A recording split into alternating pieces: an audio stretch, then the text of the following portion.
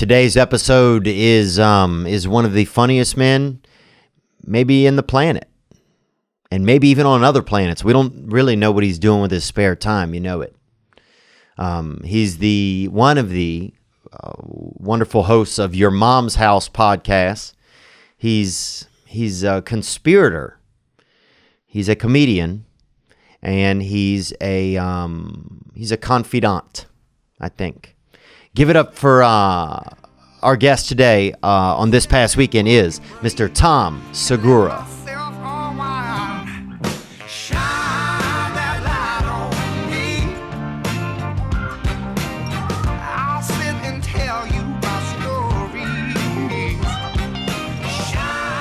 That's a good artist too, by the way. The logo?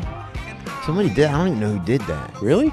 Do you start to get amazed at like the level of interaction you get from your listeners? That's like unbelievable. And then sometimes a real fucking all-star will send you something where you're like, holy shit. Like we have a lot of song submissions. Yeah. So people sometimes fuck around on like, what's it called? Like SoundCloud? Yeah, but no, the Apple one. You know what I'm talking about? I can't think of the name. But anyways, GarageBand. And you could tell that it's like, you know, they just loop something once, and you're like, okay. It's like, but sometimes like a music composer will make something, and you're like, Jesus Christ, this is like a real song that you made. And they're like, yeah, that's what I do. Like Chopin or like a Mozart or something. Somebody's like, wow. Yeah, it's impressive. And artists too. I'm most impressed with the artists, and I think a lot of the Photoshop people are hilarious. Yeah. That comedy content collective is like a group of them together, dude. So funny. They make memes. Videos. Oh yeah, they're so funny. Hats so good. Too. One guy sent us a bunch of hats. So sometimes they make they'll make shit for us. Some guys made me children's clothes. I've gotten some strange stuff sent in. Neat things. Some things are great. Like we got a guy that sends us these candles. That's great. Yeah. And sometimes it gets a little wild, like somebody chiseled something into some deer feces or something like in a certain place and brought it. Mm-hmm. We got some poop, some dried poop. Yeah. I don't like, it's so nice when people bring you things, but when you're on the road and they're like, I have this for you. It's a 6x4 foot bat carved with your name. I'm like, I got to fly home, man. Yeah. And they're like, they don't think about cool. that. I'm like, I can't bring this. Yeah. If I don't like it, I'll take it because I'm not gonna bring it. Right. But if I really like it, I'm like, will you please ship this to me, dude? Yeah. Because I'd like to have this. Oh, that's nice. That's a good way to do it. But ship the thing if it's a big, right? Like a yeah. Oh yeah. If it's real big, I'm trying to think of interesting things. It's definitely some heavy stuff. That's been the craziest thing. Yeah. Some guy did a bronze bust. He said it was of me. Didn't look kind of like a black me kind of, which is fine. Yeah, sure. And it's, but I wasn't ready. I would go Latino before I go black. That's me personally, but I was You are part Latino. Right, but I go full. I'm talking about having a pistol, being on a fucking animal's back, know? I'm talking about fucking drinking aloe vera, dude, under a fucking wagon somewhere. Okay. You know what I'm talking about? Okay, por la vida. Deep, bro. Yeah, okay, yeah. For life, papá. Yeah. ¿Qué tal tu español? Bien? Nada mucho. What? Yeah. I was told you speak Spanish. I speak enough to survive, and probably I speak enough to work in a kitchen. Oh, I got you. But I'm practicing. Por lo sal, and you're like, yeah, okay, yeah, right. Por lo sal, more salt. Yeah. Chicharrones, eh? Chicharrones, eh? Yeah. Sí, güey. Yeah, dude, and Violencia too. Okay. But I would love to do a tour like in Spanish-speaking countries. If I'm able to get my Spanish good and well enough, would you let me go on tour with you in a Spanish-speaking country? I'm trying to organize, and the answer is yes. And I'm trying to organize it for sometime in 2020. Do like a few shows. Yeah. Wow, I need a couple more years then. So I'm talking maybe. Well, I'll do it then too. But I mean, but like I did a Spanish show here in LA, and I tell you, I haven't been that nervous since like 10 years ago. You know what I mean? Because I was like, fuck, and I was like, I wrote stuff out. I used to, I don't write shit out now. You just kind of go up, and you have little notes. But I was typing stuff out, rehearsing, and I was like, fuck. And I even had a part where I really stumbled, But the advantage is this. The advantage is like I was on a Spanish speaking show, and everybody is like a native Latin person. So then they're like, oh, this American's coming up. So then you actually buy yourself favor because they're like, you're not supposed to be able to do it, you know? So I think that helped me with the crowd because they're like, this fucking I could see that. white boy's going to do it, you know? And then you start, once you start and you hit a couple jokes, they're like, hey, it's great, you know? It's like, I don't know. Was it, did you feel as masterful, and not to say that you're a master, but I mean, obviously you're very good at your craft and you've worked really hard. Did you feel as proficient? Yes. No, of course not. Wow. No, it's scary, which is like, but that's kind of the exciting part. Yeah. Because I was like, I kind of knew how I was going to start, but then, you know, in English, if you stumble, it's just something about your own language. Like you can recover, make fun of yours. Like, and if you're not, my Spanish used to be like, I would say 9 out of 10, almost 10 out of 10. Right. But I mean, like that's better than a lot of Mexican people I've met here in LA. That's true. I'm not even joking. Especially second generation. Totally. But I mean, when I went to school, Yeah. in Spain, and like I'm going to classes and writing term papers, I was dreaming in Spanish. You get like really proficient. Duerme, huh? Yeah, exactly. Suerto. Luck. Okay. Is that luck? Suerte is luck. Yeah. Oh, yeah. not bad. Sueño. Sueño. Yeah. But I mean, when I came back from that, I was on the most proficient level I could possibly be at. Now I would say, you know, maybe on a good day it's a 7 out of 10 because it just diminishes if you don't use it. Yeah. So that's the tricky part is like practicing it to a point where you feel like, I mean, I'm good if I go do it, I'm gonna be the American doing the show there. Yes. So like they're right. So they're already going to be excited that you're even trying. Exactly. I think that's a big advantage. And if you were to do it, it's the same thing. They'd be like, an American person's coming here to do this. So whatever level you're at, they're going to be like, you know. Now, even if you were like kind of not great at it, I think it would even better. Hilarious. Yeah. Yeah. Wow. Yeah, that's so bad. Yeah, that would be so tough to think like, okay, now I'm just going to go. What if you get halfway through a sentence and your conjugation's whack? It happened on that show I did. Yeah. They kind of forgive you. Like they get you're trying to do it. Yes. Because we've all seen foreigners do English stand-up, right? Yeah. I mean, at the store you've seen. Yeah, and you're so supportive. You're like, oh, wow, they can even do this. And then if they fuck up a sentence, it's funny because you're watching a comedy show. Like, oh, yeah. Like saying it wrong actually becomes part of the joke. Yeah. Yeah. Yeah, people love that. Yeah. Yeah, I would love to be, I think I would love to be Mexican. I don't know if I would love to be. You would love to be Mexican? Yeah. What do you mean? It just seems like not like incarceration. You know what I'm saying? I'm not trying to go deep. You know, I'm trying to go like kind of safe Mexican. You know, safe Mexican. Yeah, which is like kind of I would say kind of near where the Dodgers play, I guess, somewhere. You know like what I'm Echo saying? Park? Yeah, but that level. Yeah, but Echo Park, like in the actual, like in a or Elysian Park, right? Isn't that where they end up playing? Isn't that where the Elysian? Yeah, isn't that the might name be of it? I don't know. It's near Echo Park though. Elysian, yeah. But yeah, I would love that. I think I would go black. It's too dangerous. I think still for me to be black. Yeah. You mean if the option was there? Like I'd be black in Seattle. Right. That's easy, bro. Right. You know what I'm saying? It's like a good time there. Yeah, that's fucking for sure. But like Houston. Yeah, it'd be riskier. Yeah. Then you get to like Biloxi or something. Oh yeah, no, you get to Gary, Indiana, and then it's. Do you remember being a kid and being like, God, I wish I was black. Like when you, because when you're a kid, you know, first you have no idea that like I remember my first best friend.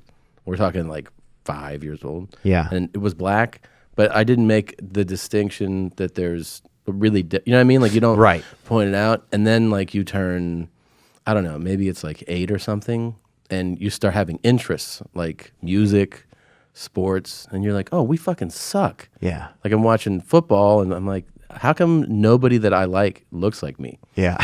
You know what I mean? Nobody. Like it was Jerry Rice. Yeah. And Deion Sanders. I'm like, where's my guy? And they're like, these are the best guys. Yeah. And you're like, oh, Michael Jordan. They're like, no one's us. Yeah, who's us? Us is always the guy like standing there like this, you know? Like a guy uncertain. A guy that they mock and make a fucking fool of.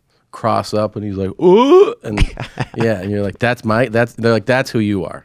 you're that guy.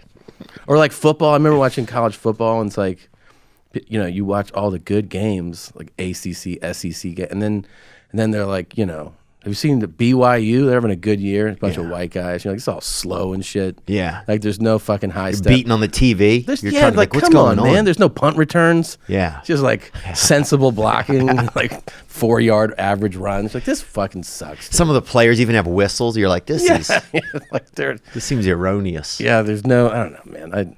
I remember being like, that's what I want to be. I want to be black.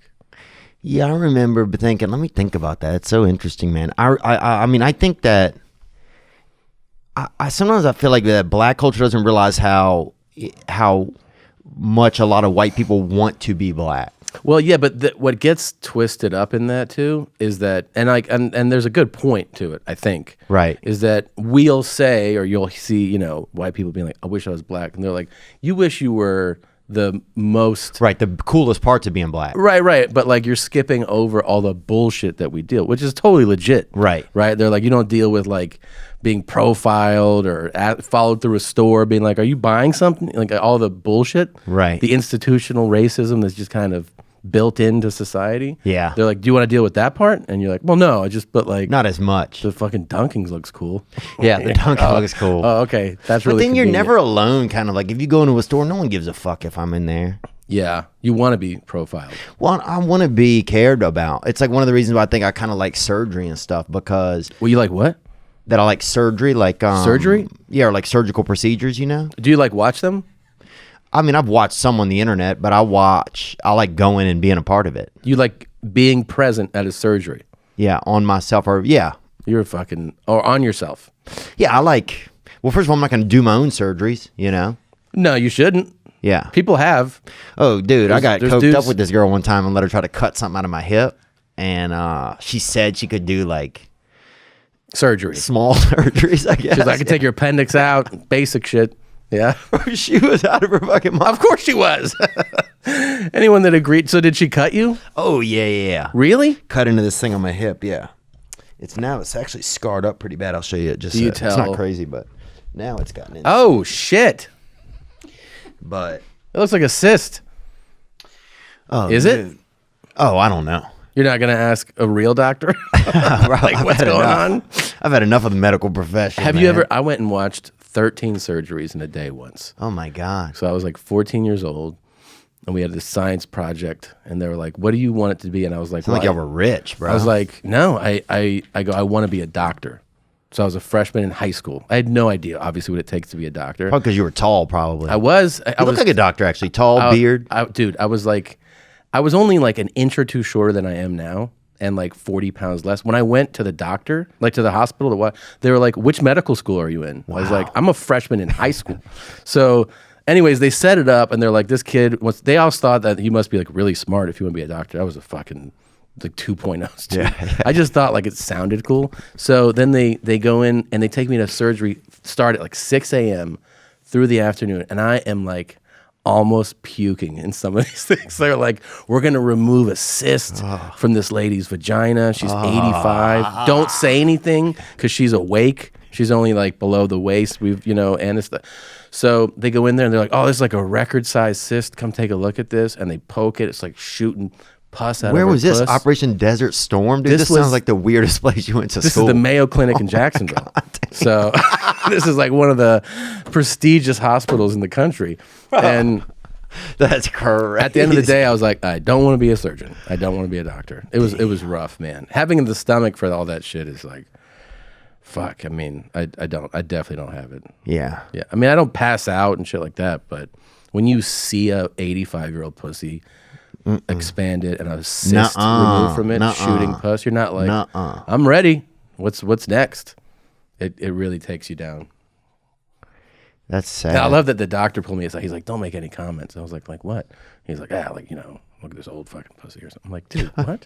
Like, Jesus Christ. 14. Yeah. It's like, I'm watching surgery. Then he gives you like a He's special like, Sigma she's Chi awake. handshake. He's Yeah. He's like, I got you, bro. That's crazy. I know. Trying to think of any good like jobs that I went to be a part of. We used to do I spent most of my life working at pizza parlors. You know, when I Did was you really? young. Oh yeah. Like making, delivering, all that? Oh yeah, top to bottom. I worked top to bottom in the industry. I worked at one out here. You did? Yeah, out in the valley, on Riverside Drive, somewhere. Oh yeah. And yeah, it was just like, to get some extra money. And I remember one day, like we had this whole system, right? Like you get your pizza, walk down the thing, and then ring them up. And then one day, this lady, we've been doing this for months. She's like, "Do you not like wash your hands between getting the pizza and exchanging cash?" And I was like, "Nah, I've never thought of that." No way. And she was like, "Does your boss tell you to?" I was like, "Nope. This is Valley Pizza. This is pizza, bitch. You get whatever's on my hand." Oh, I want that cash touch on my pizza, dude. It's pizza, man. I want a little of that voodoo in it, How did you start in the pie. My whole family had worked there. A lot of people in my family had worked there. at pizza place? Yeah, it'd been kind of a little bit of, I guess, a generational kind of spot, and this place is called BJ's Pizza. Before this, now they have that BJ's Pizza House, that fancy one that's a chain everywhere. Yeah. This was just a freelance BJ's, and a lot of people that worked there were alcoholics, and If you're running a pizza parlor, it's it's not strange. To have some derelicts. Our most popular item. Oh yeah, Yeah. dude. We had this one guy, and he was always doing methamphetamines and all of that. He was on uppers and fucking side splitters. He was on all of it. You know, he would show you just a big, like a open wound he had and shit. He was fucked up, and he but he could make pizza so fast, because he was on uppers. Was it good pizza?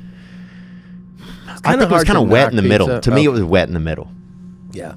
The crust was a little wet in the middle. The outside was pretty good. Thin crust? Regular, Yeah, thick? it definitely got thin in the middle where it was wet. On the outside, kind of. pretty strong. Do you like thin crust? Oh, yeah. I like thin crust. I can't handle all the crust as an adult. I know. Or deep dish. I'm like, just give me a loaf of bread. Why don't I just eat a loaf of bread in front of you? That's Brendan Shaw was like really the deep dish hunter. Is he? You know how there's the crocodile hunter? If he would be the deep dish hunter, dude. I bet when he goes deep on eating, it's wild. Big fucking guy like that. I bet he can really go deep. Because imagine in his hand, a piece of pizza doesn't even... It's like Yeah. It's like a peanut. Yeah, it's like lancing, or people would say, on that, do the hand. Yeah, it's crazy. Huge. Yeah, because he will sometimes text at night and be like, how are you doing fitness wise and shit? And I'm like, and I'm like, that's when I know he's kind of spiraling. Oh, right. He's like, am I doing enough? Yeah. Is my partner outworking me right now? Yeah, let me make sure that other people are suffering right now. Yeah. So I can feel okay, Yeah. That's so funny. Those guys all think like that too. Joe's like that. Like, if you do something, I swear to God, one time I brought up to Joe, I was like, this is like 3 years ago. No, more, maybe like 4. I was like, I started YouTubing some grilling videos. Like these like grill master guys. Oh yeah. I was like, so I got this grill, and he was like, oh really? And like, we had this conversation about it. A couple months later, he's like, oh, I got like meat thermometers, and I'm like, and then like he's posting now he's like a grill master. Wow. I swear to God, it was me saying like starting it. I'm gonna start grilling stuff, and like I'm learning more about it. He was like, that's interesting. Yeah. Became a grill master. Yeah. Yeah. Anytime any like super competitive dude you say something, he's like, Dalia does that. Yeah. Dalia does that. I've got what was I doing? I had one like the snow cone thing or something, and a couple weeks later he texted me about them. About fucking snow cones and dry ice and that kind of shit. He's like, I bought a fucking thing for my house. I got this big, I don't know, somebody gave it to me. He said, he didn't want to admit he bought it. Oh, right. That's a big thing. That's his thing too. It's like, it dropped from the sky. Have you seen Dumbo drop? He's like, just vague There's a snow cone machine in my house now. Just somebody gave it to me. Yeah. I forget who though. It was a guy. And you're like, yeah, okay. Yeah, sure. What else, man? Dude, Theogate was pretty wild, huh? You know what kept me even more excited about it? You did. I got excited? Yeah. No, what kept me more excited about it? Oh, it was me? Yes. Really? Yeah. And it was good because I a lot of times need to feed off of other people's excitement sometimes. Well, excitement is contagious. Yeah. You know what I mean? That's a good point. It is. Like you ever like watch an event, that you don't care about, but you realize everyone's so excited. You're like, I guess I'll watch this. Oh yeah. I mean, I feel like that like during like the World Cup or something. You know, I'm like, I don't give a fuck about this, but it seems like half the world does. So I'll be like, all right, let's see what's going on. Yeah, some guy has his face painted like with house paint, and you're like, that's not going to come out. That's going to be a while, dude.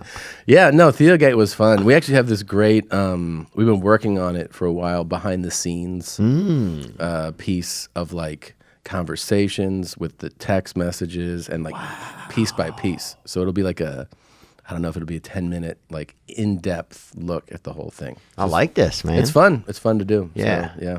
So do you like have you found that, you know, obviously podcasting has created like it creates like a world where you kind of have to become like more like a producer and like a creator and stuff.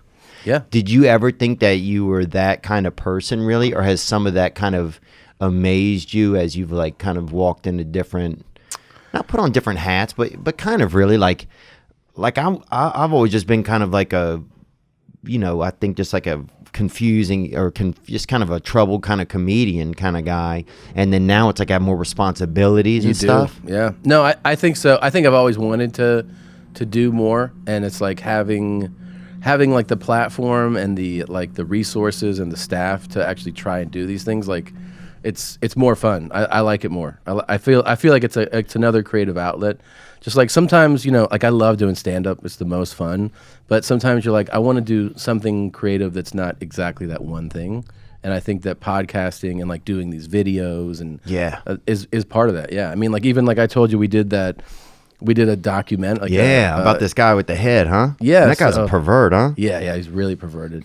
So I sent one of our guys to New York to interview him, and they put together like this half-hour interview / documentary on him. Wow. So, but like that was really rewarding to me. Yeah. Because like I like the story. I like the story of like we played a video that was sent in from the internet, and then, you know, 2 years later we found out that there's a real, like we never imagined that dude was around. Yeah. You know? And then we found his profile, we contact him, we have him on the phone on the podcast. Dang. And then we send someone to his house. Like I like the whole now it's like now this person is like, yeah, there's like interest. It shows that there can be interest in almost anyone's story in a way. Yeah. If it's absolutely if somebody else, it's like if somebody else cares, then other people will care. Even just like you're saying, like watching the sport kind of. Definitely, man. Absolutely. Everybody has a story. This guy now has like thousands of Instagram followers, and you know, he's still running his main message, which is like he wants people to come over and fuck him. But yeah, bro, he's like a lot more open, kind of, but an of age like Jerry Epstein or whatever that guy's name is. Yeah, well, the fucking Jewish kid's dick or whatever that guy's name is. That guy's a real monster. The difference is that this is a guy who likes grown men. Yeah. Oh yeah. And he's willing just to let you live with him if you will fuck him. But it's crazy. I know. The best part is that so they interview him, and then at the end, Josh comes with he has a bag. And so we have like merch for him. We're like, we made this shirt and this shirt, and he's getting the shirts like handed to him, and he's rolling his eye. He's like, that looks cool. He's like rolling his eyes, which I think is hilarious. Yeah. And he's like, thanks. And then Josh said, we bought you a laptop. And he's like, oh. And he takes the laptop. Then he gives him an iPhone. And he's like, can you set this up for me? And Josh's like, I can't fucking set up your phone. And then finally he gives him cash, and he's like, thank you. And he just like texts us. Really? Yeah, it's great. But like the whole thing's fascinating, you know? Yeah. It's just it's a random dude who has a story. Yeah. Yeah. I like it. Yeah, you know, that is interesting. It makes me... Well, first I'm going to tell you about this kid, Jason, too, who I made pizzas with, so I don't forget. Yeah, tell me. So he was on uppers, right? And so I couldn't even afford uppers. This is back when you had $5.45 an hour, you know, $4.75. They would put a different poster. Sometimes the guy would put a poster that was from a decade earlier for the minimum wage on it, and you'd fucking forget. By the way, don't forget this, but nothing pissed me off more than when I was in college and like our suite mates, like guys who lived across the hall, would order pizza and like not tip the driver. Even we're poor college students, but I was like, dude, you don't get. And he's like, I told him to keep the change, but the change is like 28 cents. Yeah. Like they're like, what do you tip? I'm like, give him a couple bucks, man. And they were like, the people fixated on no tip for the pizza guy. I thought it was just the most garbage thing you could do. Yeah. Anyway. Yeah, it's crazy that that's crazy that that people don't tip. I would Yeah. rather tip sometimes more than the meal even. I do that at Now that I can afford it, even especially, it's like that's the person I'll always give money to. especially like when you order like out on the road. You know, I'm always like looking for a breakfast place. Oh, And yeah? you go there, yeah, because I love breakfast. So it's like I'll get I love an breakfast, too. omelet, coffee, you know, and the total is like $11. Yeah. So what, am I gonna be like? Well, let me calculate. You deserve $1.60. Come on, No. no, dude, you fucking throw It was $8, 20, 30, 20. yeah. Yeah, it's $9, brother. Yeah, of course. Well, this guy was on uppers, dude. I would barely have my pizza made, right? My dough out, and he would have his shit folded into a fucking like a macho man, like a swan. You know, Yeah. like he would have his folded into like a Sherman tank, and it would be like he was so fast with the dough. Well, he would see through the matrix with. Oh yeah, he would and just like the uppers would even help him. Oh, he was, dude. If he was alive now, and they had Instagram, and he also might be alive. Yeah. But if there was a way to know if he was alive or not, Yeah, at a mass scale, he would be a star, man. Because this guy could. I mean, he he'd was. have a cooking show or something. Do you like the cooking shows? I don't watch any of that. Yeah. That's more for women, I think. Okay. I don't watch somebody fucking cook while I'm laying there hungry, bro. What is this, Guantanamo Bay? You can What are be you fed doing? and watch it. Yeah, but still, it just seems outlandish, bro. I'm not that lazy. Okay, all you right. know? All right. Not that lazy where I'm going to watch somebody putting a recipe together. You know what I'm saying? Who am I? Do you want to see like some high level chef do some shit? You don't like that? Nah. I'm like I don't watch, but I still think Really? it's You no. seem like somebody that watches. No, I just feel like, but I love chefs, but I always I have that thing. I get overwhelmed at choices Oh, to yeah. watch.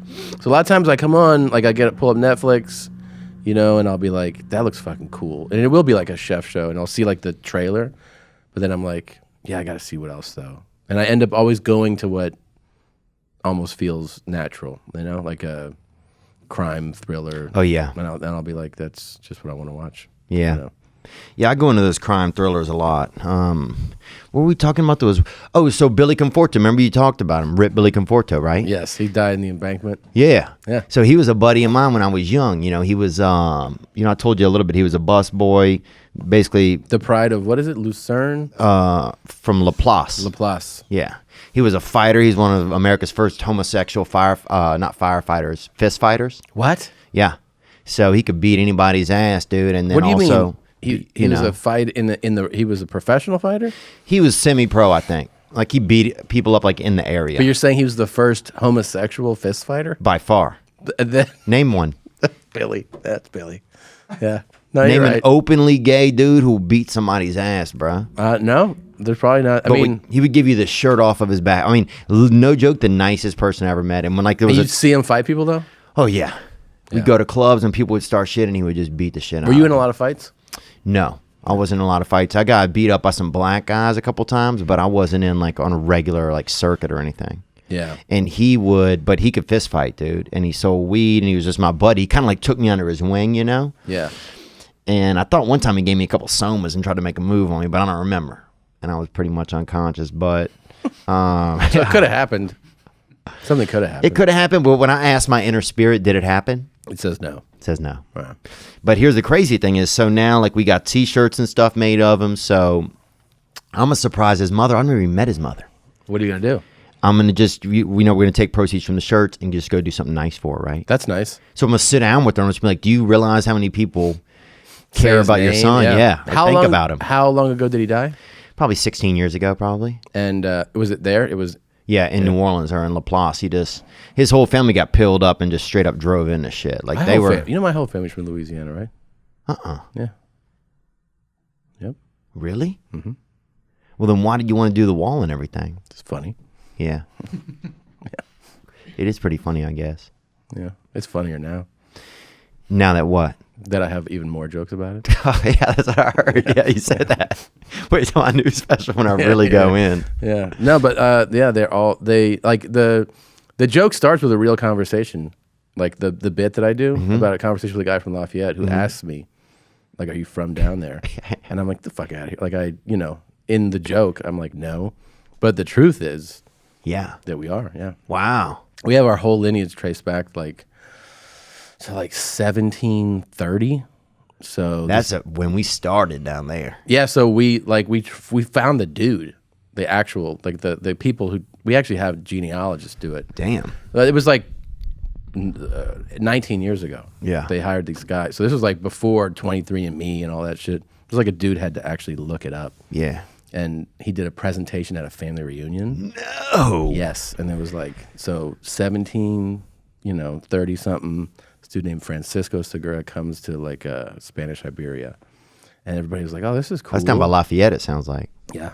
And he's like, we're like, oh, this is cool. And then they're like, and he killed this guy and that guy. And everyone's like, all right. Sounds really cool now. Yeah. And they're like, and he started this business. And we're like, oh, that's cool. He's really successful. We're like, that's interesting. And they're like, and then he left his 40 slaves to this person. And everyone's like, wow. All right, man. This is getting a little hot. The one mixed family, the one mixed kid in the family. Like, oh, yeah.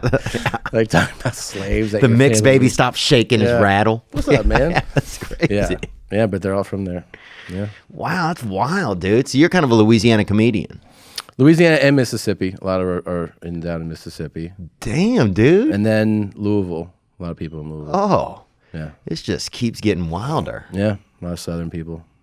Yeah, man. So that's where you're from. I mean, That's where I was your bones raised are more from. Midwestern, but yeah, Yeah. people are from down there.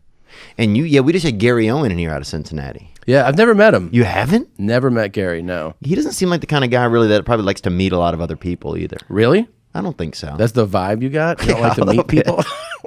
Like, it doesn't seem like he's going to stop over to say hey. You Yeah. know? It's kind of like come to him and say hey. So what was it like? It was cool. I mean, I'm a fan of Gary. He definitely seems a little bit more like come say hey to me than I'm going to come say hey to you. I mean, that's fair enough, I guess. But it's fair. He's been doing it a long time. Yeah. And Does very well. Yeah. Really locked down a lane, too. One of a kind. Yeah. I mean, he's like kind of like the athletic Bill Burr, Is he like super athletic? He dresses like he is, so I bet he probably is. Lots of Jordans and sweatpants and shit? Yeah, Jordans. He has a couple like white towels hanging off him at all times. Damn. Really leaning in. Yeah, he is. Yeah. He's definitely, he's sort of that, he's got that, he's kind of that dark ginger fire, you know? Mm-hmm. I feel weird about claiming places because I moved so much. Yeah. So, you know what I mean? Like, I left Cincinnati when I was 9. So it is my hometown birthplace, but I left when I was 9. You don't really feel like an attachment to a place. You know what I mean? Not at 9, especially those years after years, like 9 to 18. Those are really years I think you really get attached to a place. And even in those, I moved. So it's like, I feel like whenever you met your wife, did you know that this is gonna be my wife, or was it? No, kind of because we were both like new comics, right? And we got a question right here. Very related. We'll take it. And this is actually Gary Owen. He doesn't seem as athletic as Tom, you said. I'm a huge fan. Brandon Paris from Georgia here. By the way, why do you guys never come to Georgia? For the love of God, at least go to Atlanta. It's a big place. I've been there. I'm sure there's tons of fans here. He's lying. Anyways, my question is, just got out of a long-term relationship. We were married. Thought she was the one. Apparently not. Tom, when you met Christina, I know you knew her, I think, for quite a while before you actually married her. How did you know she was actually the one? That way, I don't make the same mistake. Even though my last relationship, I wouldn't say a mistake. It happened. I like how he calls his marriage a relationship. He's like, I was in a relationship that didn't work out. My wife.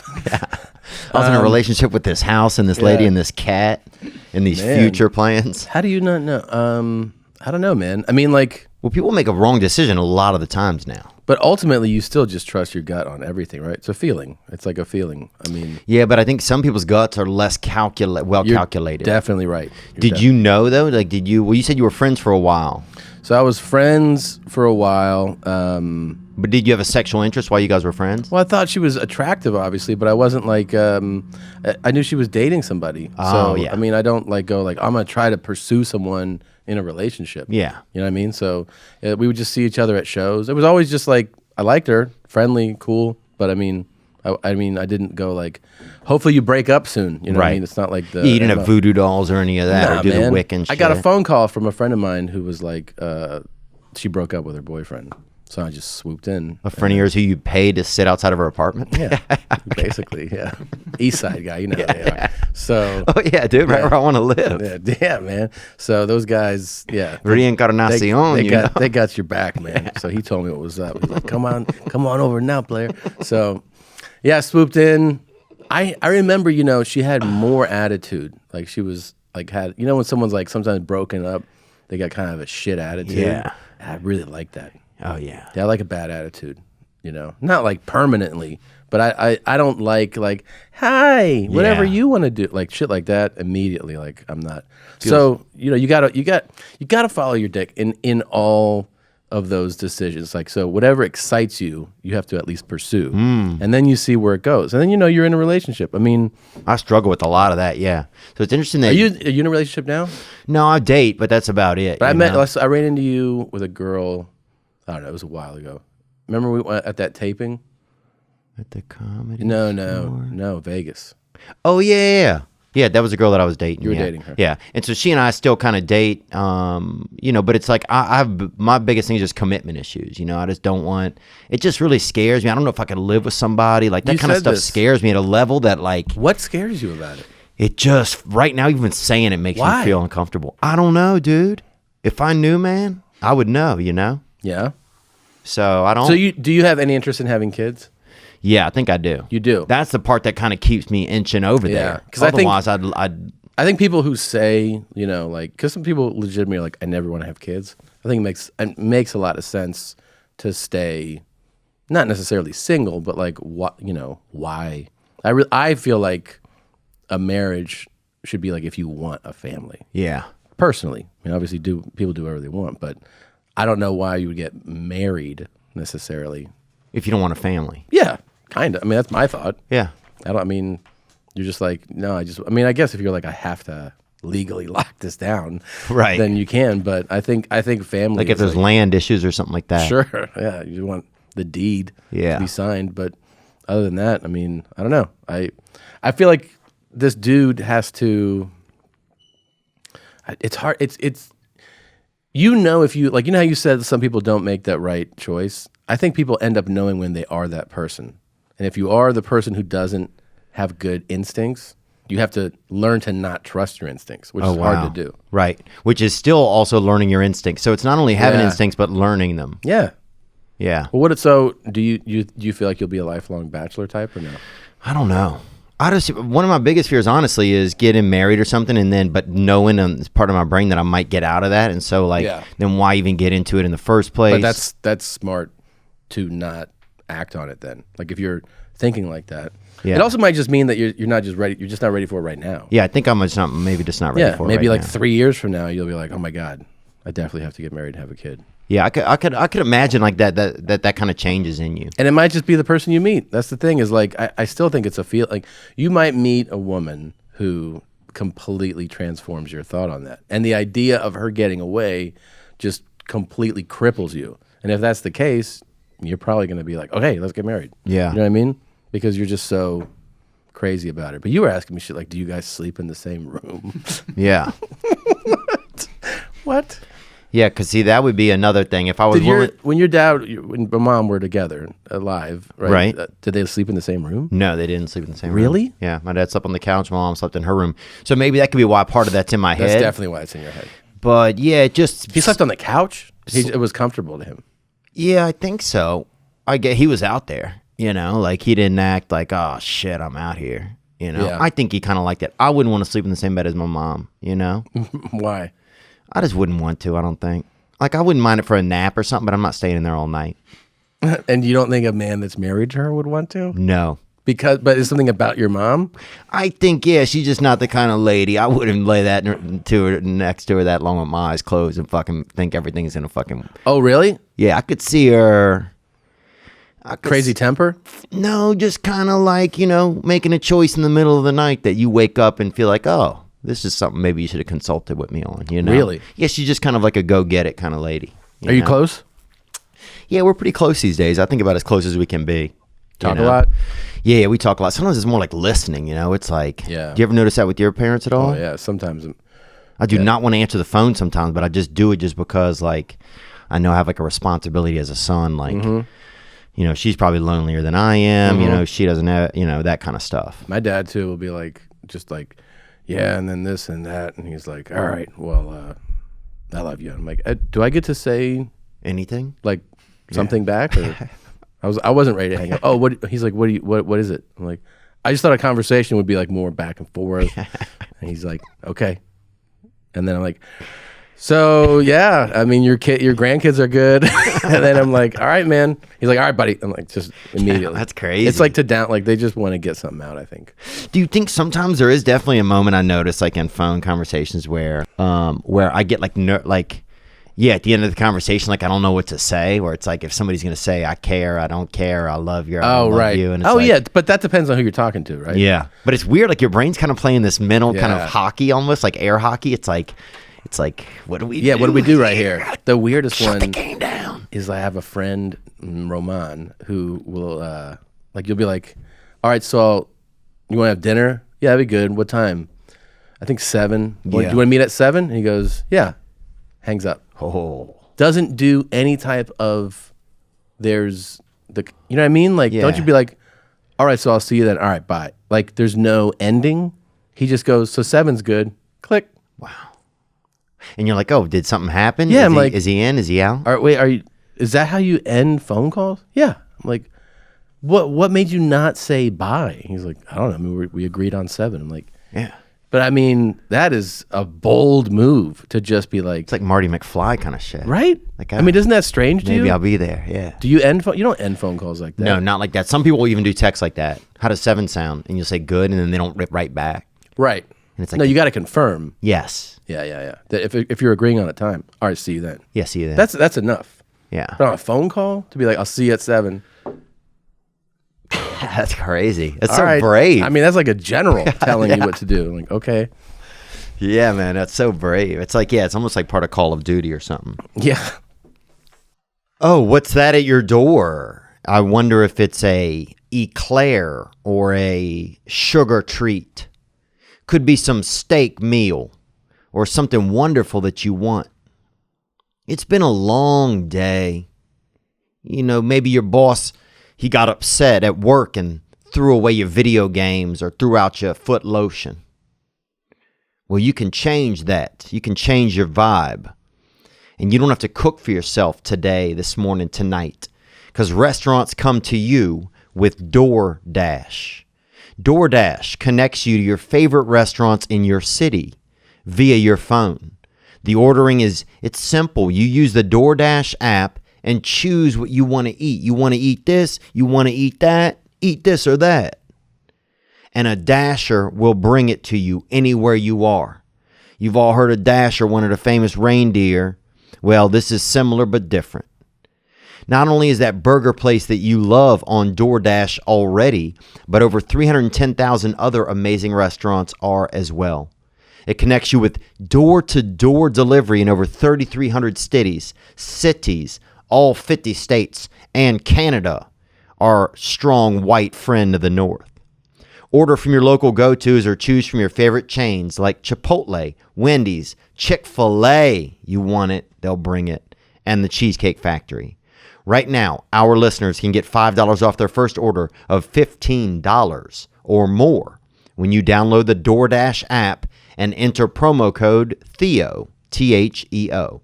That's $5 off your first order when you download the DoorDash app from the App Store and enter promo code THEO. Again, that's promo code THEO for $5 off your first order from DoorDash. I got to tell you that your confidence is important. Sometimes one change can make all the difference. I've had times where I had confidence and times where I didn't have any confidence. Well, Hair Club knows this, and they're inviting you to become part of the Hair Club family to see how getting the most out of your hair can change your life. They understand the emotions you're feeling and know the questions you have. Hair Club is the leader in total hair solutions with a legacy of success for over 40 years. It's a long time of helping people with their hair issues. Whether you're looking to revitalize the growth of your own hair or to learn more about the latest proven methods for hair replacement or restoration, Hair Club's professionally trained stylists, hair health experts, and consultants will craft a personalized solution to ensure you feel your best and get the most out of your hair. See for yourself just how powerful great hair can be. Go to hairclub.com/Theo today for a free hair health and scalp analysis for new customers. And enjoy a $250 savings on any qualifying Hair Club service after your initial consultation. You know I know about hair. You know I got that bad baby lettuce hanging off the back. And I'm letting you know that you can learn all you want and help yourself at hairclub.com/Theo for a free hair analysis and scalp analysis. Enjoy a $250 savings on any qualifying Hair Club service after your initial consultation. That's hairclub.com/Theo. Experience your hair and your life at its best. Only with Hair Club. I'm certain that you'll love the club. Yeah, I was thinking whenever I was over at you guys' podcast that nothing ever happened between me and your wife. You know that, right? I mean, yeah. Because I felt like I said that there and you didn't believe me. I did not believe you. Okay. Yeah. And that's Johnny laughing. He thinks things are funny. Why would I not believe you? I don't know. I just got this energy, and I didn't want you. I don't want you to. Dude, think there was people who believed that I hadn't seen that video. I can't. I mean, yeah. At this point, I can imagine how gullible some people, but like all kinds of people are like, "Oh shit! Did you see Tom react when he saw that video?" I'm like, you didn't get that was a joke? Yeah. Like I was like, what the fuck is this?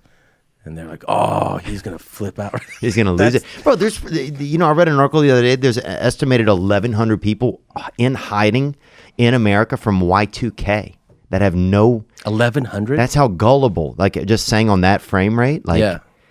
There's 1,100 people hiding under fucking, a Hardee's or, who think there's nothing up here anymore. Like... When you think about that level of gullibility existing, it's you can get people to believe anything. It's crazy.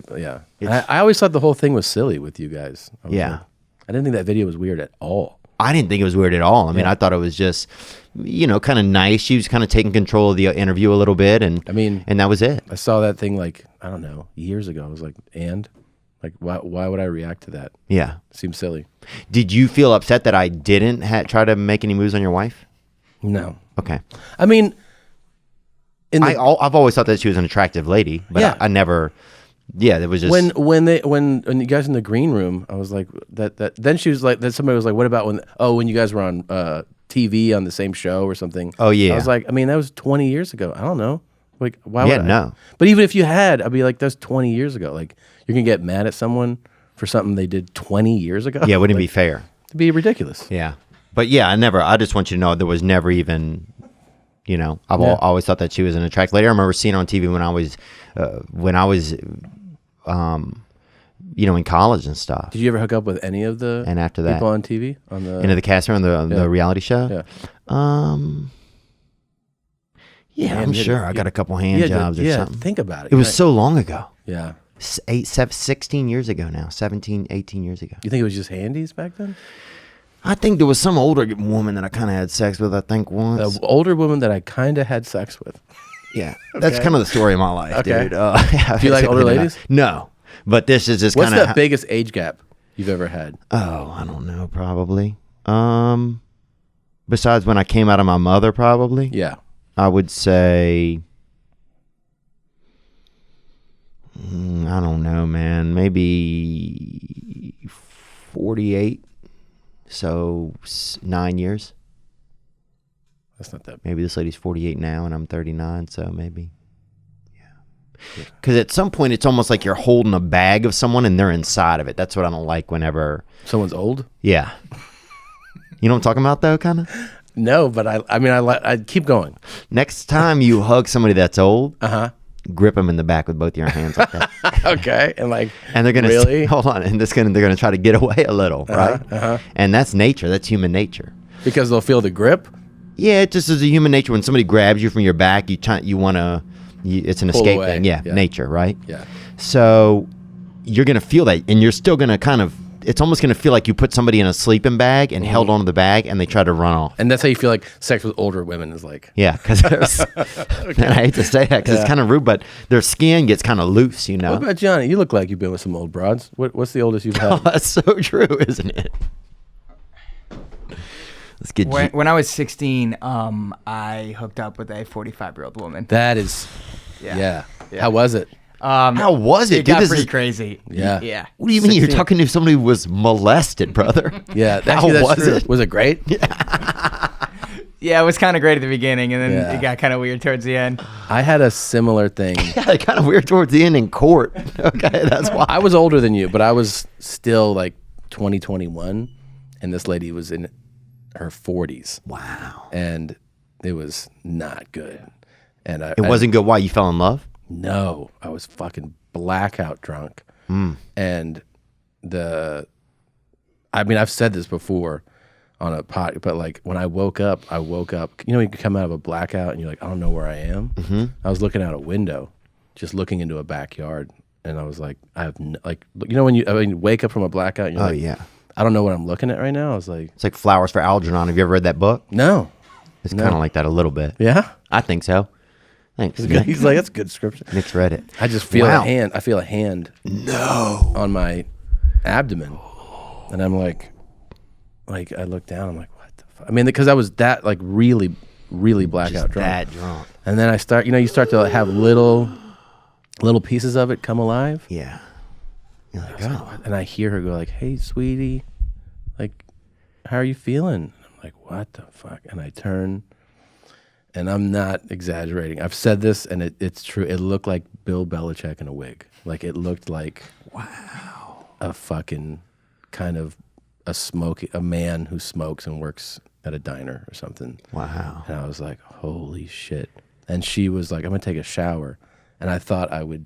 Thought she was going to say shit. No, I was like, I'll split right now. Like, And I realized I'm like picking my clothes up from all over the house.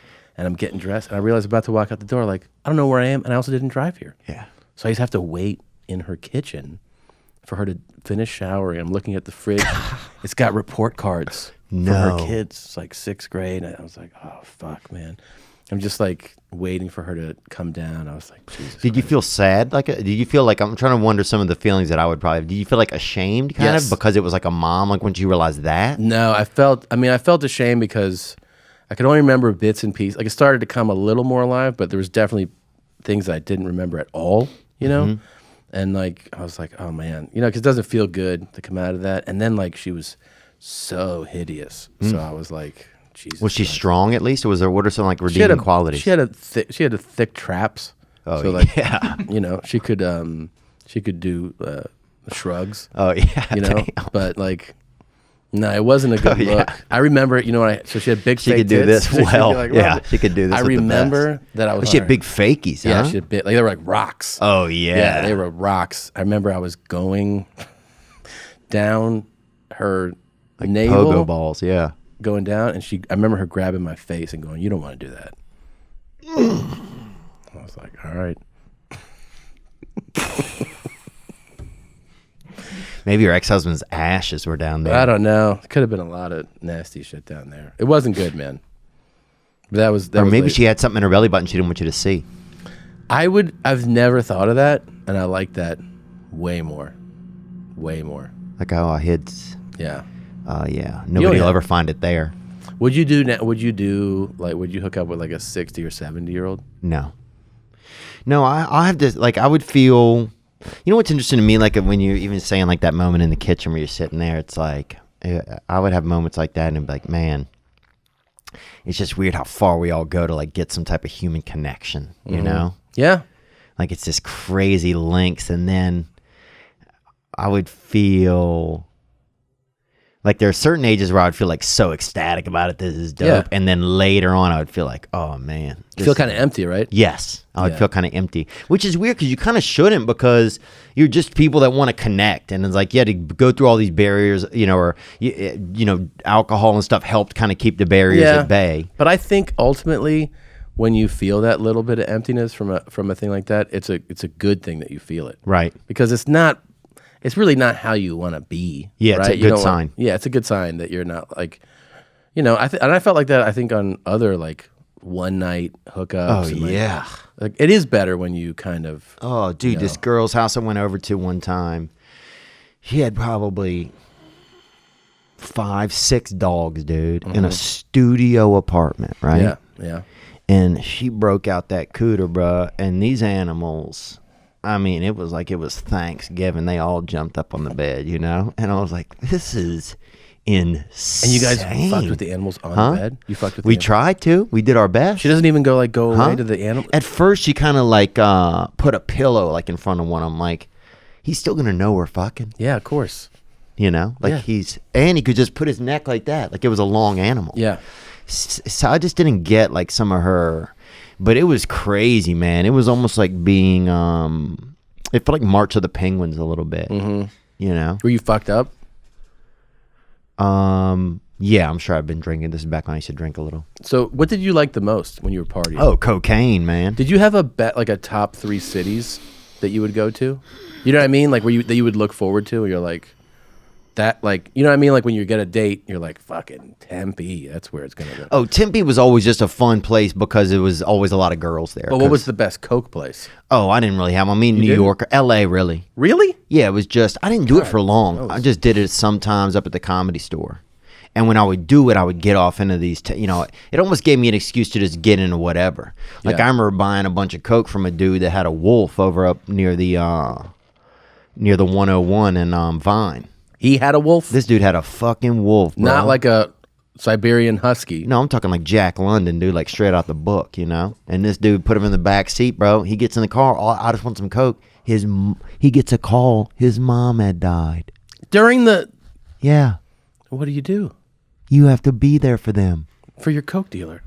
Bro, it was so... How long did you stay in the car?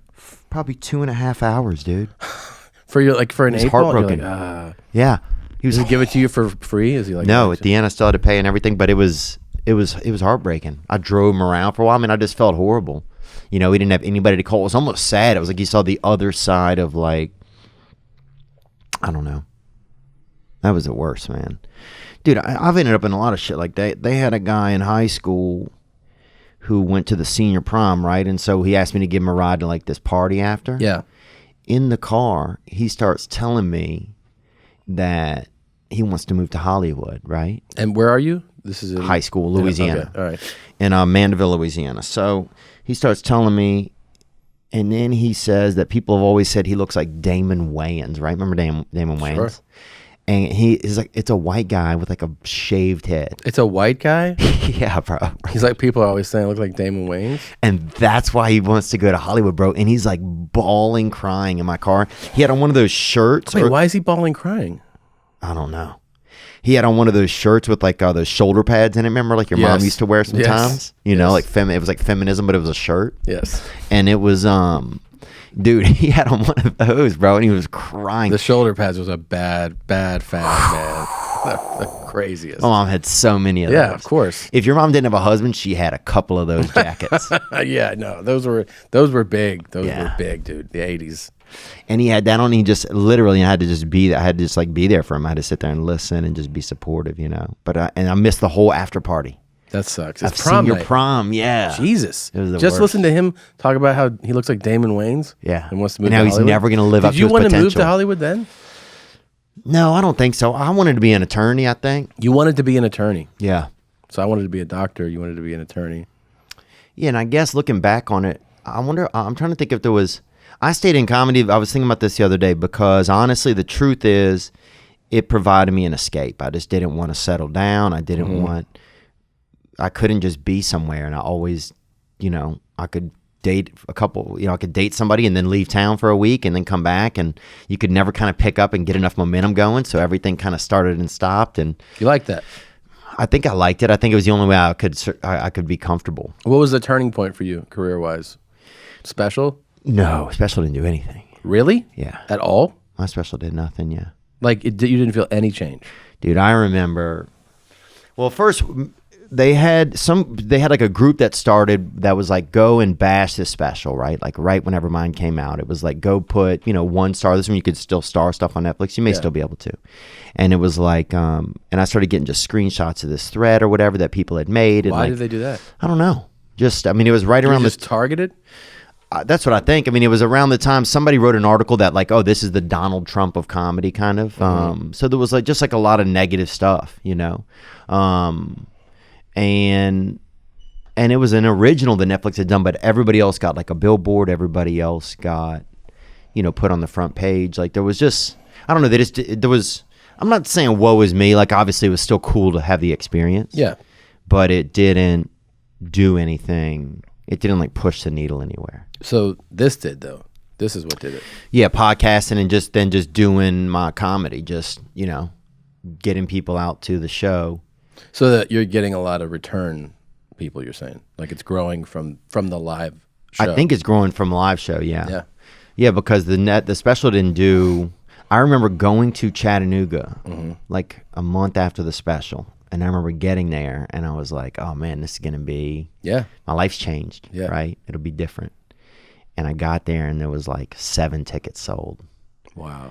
And it was like, and the owner felt bad. I think he even felt bad a little bit. Like I felt bad because they had, he'd paid high, a little bit of a premium, Right. not much, but a couple $1,000, Yeah. like, and it was just like, man, So when did you start to feel the change? Like what? How long ago? maybe about like 9 months ago. That recently? Wow. Yeah. That's great. Maybe about 9 months ago. People have been going to the shows and then online, like the internet. Yeah, and then the podcasting. podcast is doing well. It's hard then once you start to once things start going well to try and, I don't know. It's just different. It's like I always knew myself as like in an underdog space. Yeah. And then it's like you can't not still be an underdog, but it's like it changes when there's people coming out and you're getting, I guess validation, or I don't know what it is. Yeah. You're getting support. Yeah. It's like, I don't know. It's different. It's kind of like I don't really know who I am in this space. Not that I have to, but it's just different. Yeah. I can see that. So it's, I don't know. But Did you want to tell the first guy anything? yeah, I think, dude, if you got into one marriage and it didn't work out, then you probably have a lot more knowledge than you think.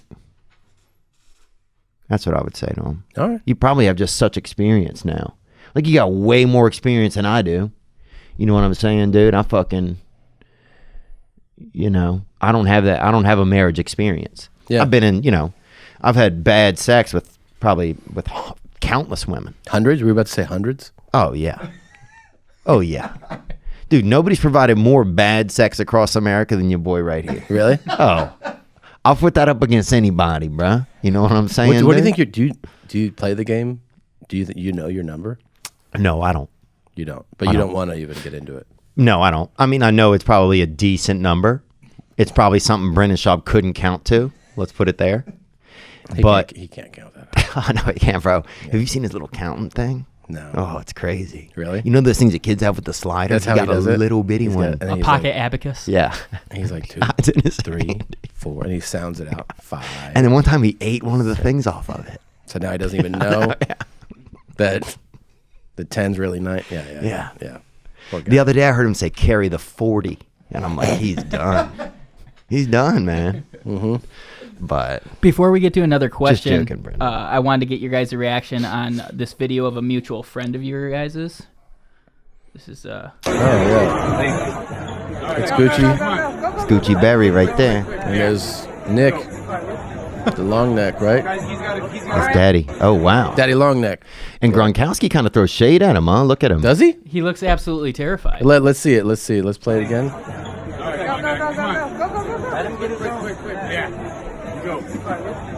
He looks freaked out. Wow. Gronk is fucking massive, dude. Jesus. He's not that massive compared to that neck, dude. That neck's got The some. neck is really something, but Are are you friends with him? with Cousins. long neck? Yeah. Yeah. Yeah. Second cousins, actually. No. Yeah. For real. Swear. So that's crazy. That's why I felt like Gronk Is he from down threw there? some shade at him. Nope. He has his mother's, I guess his grandmother's sister is from Mississippi. Where does he live? What area? He lives in Flint. Oh, that's right. He's gonna come out to my show in Detroit. He is? Yeah, he's gonna Where are you open the going? show. I don't know, Fillmore or something. Is that a theater? He's going to open the show? Yeah. Well, you're going to have him walk out and introduce. Yeah, and just start the show off, litty like a titty, you know. Yeah, he loves that. Yeah. Dude, he's wild. The problem is he's having people have taken advantage of him too. Other people took advantage of him. He said Supreme Maddie or somebody took advantage of him. How did they take advantage of him? Got him involved. Yeah, you know what I'm talking about? Supreme Patty. Supreme Patty. Yeah, sorry. Who's that? Oh. I mean, when I was young, it was a Internet lunch star lady. who's got like really bad acne and like just like breaks a bunch of shit. Oh, okay. Not the human. Is it human? Whatever, superhuman. No, he's like this kid who has like a really nice house in LA and he just like like he'll run into a store and like break shit and like walk out like one of those kids. That's nice. So what a skill set. So So it's like, he took advantage of long neck. yeah, like got him and do videos, was going to give him some money, didn't help him out. And then where's Gucci? Gucci Berry? Yeah. I don't know. I don't know that guy. And I also don't even really trust him. I don't think he seems nice, but He's always with long neck though. yeah. But some of the tattoos on his face make me feel like, I don't know, some of his intentions are, I don't know what they are. Okay. Yeah. That's me. You don't have a face tattoo, I noticed. No. Yeah. Do you think it's interesting that kids are getting this kind of stuff now? Like, it's almost like our bodies aren't even, like, the next step is that it doesn't matter what we'll be wearing like an alternative layer of skin. That's what I feel like. You think is that's the next level? Well, there's also like people do insert horns, beads, stones in their face. The horn thing, I've always been like, you want to tell you want to roll? I know. Yeah. Front horn, back horns. I mean, Yeah. whatever you like, man. I don't think there's such thing as it's not going to matter and affect how you interact with people. No, not at all. Yeah, it's always going to be a thing. Just like now, I mean, writing shit on your face is always going to have repercussions. Yeah. Yeah. But don't you? Doesn't it seem like, when we were young, tattoos, or when I was in high school, stuff. If somebody got a tattoo, it's kind of a big deal. Yeah. Right. Yeah. And then it evolved some where, people are getting these wild piercings in the stretched earlobes. Yeah. And then now young people are even getting face tattoos. They're getting actually the most like. Yeah, you can't, dude. It's bad. But it's getting more popular. Would you say agree? It It's getting is. more popular. It seems like. It's getting more popular, but here's the thing. There's no such thing as it not being an alarming choice. Okay. Like, the only time it's ever, you're like, yeah, but like, who cares? Right. It's a celebrity. It's somebody who's like, Post Malone. You're like, yeah, dude, if you're fucking selling out stadiums singing songs, go ahead and write fuck off on your face. No one cares. But like, if you are like a regular dude, Yeah. you're like, I want to work in finance or something, you can't have shit like knives and fucking go Bucks on your face. It's just it's not gonna work, man. Yeah. Do it, but like you're fucking shit up. Yeah. You can't have a tattoo of fucking what's that guy's name? Warren Sapp. Warren Sapp. Yeah. Yeah, you can't have Warren Sapp on And your think face. you're gonna work at Wells Fargo. It's a great choice for a tat. Yeah. But yeah. Hall of Famer, man. But to me, it makes me think. Okay, well, then we're not using our skin. Isn't going to be like eventually we'll have another layer that we will wear. It'll seem silly. It could be. Like in 2 generations when people all have a new layer on. It'll be like, oh, can you believe? Like I can't believe we don't even have a sealant on now. It's almost crazy that we run around with no sealant. Yeah. And I think it'll be like, oh yeah, like. They used to have just their skin. Imagine going out every day in just your skin. What a psycho. Right. Like we'll seem like crazy people to them. I always think about what people used to smell like. Oh yeah. Like just even 150 years ago, what did people smell like? You could smell about the menstrual cycle on someone. Man, oh, for sure. But like also, on a hot ass day now, you could feasibly be like, I'm gonna shower fucking 3 times a day, right? Like back even that long ago, you might not see water to bathe in for days, 100 degrees out, and you're wearing tight shit. Oh. Man, like a French fucking, you're in a palace. It's just like tight velvet shit. Yeah. Because, and it also took like an hour to someone help you get dressed. You're not taking that off. No, not for a not, while, man. You're sleeping in that. You're getting up. You'll wash your face.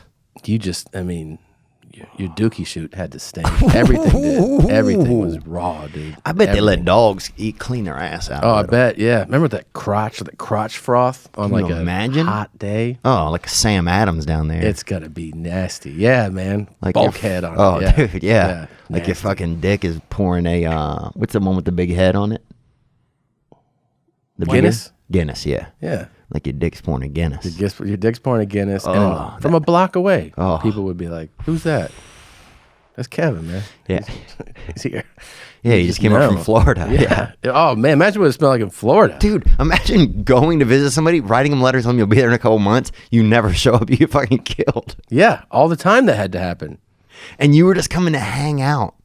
Or imagine if you're like, I love someone. Oh. You're writing letters. Takes 2 months to get there. But imagine I bet love was so much intense. Yes. Yeah, but imagine if you're like, all right, I'm aboard this ship. I'm going to set sail. And then meanwhile, her letter's coming back. Like, I met somebody. You fucking show up. That had to happen all the time. Yeah. Somebody just showed up. You're like, it took me 6 months to get here. And they're like, I met somebody. Yeah.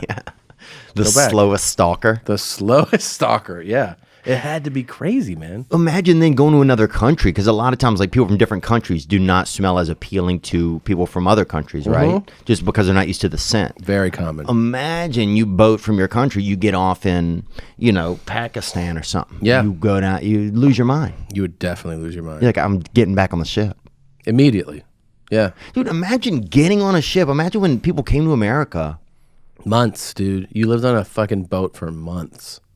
You were probably going to die before you got there.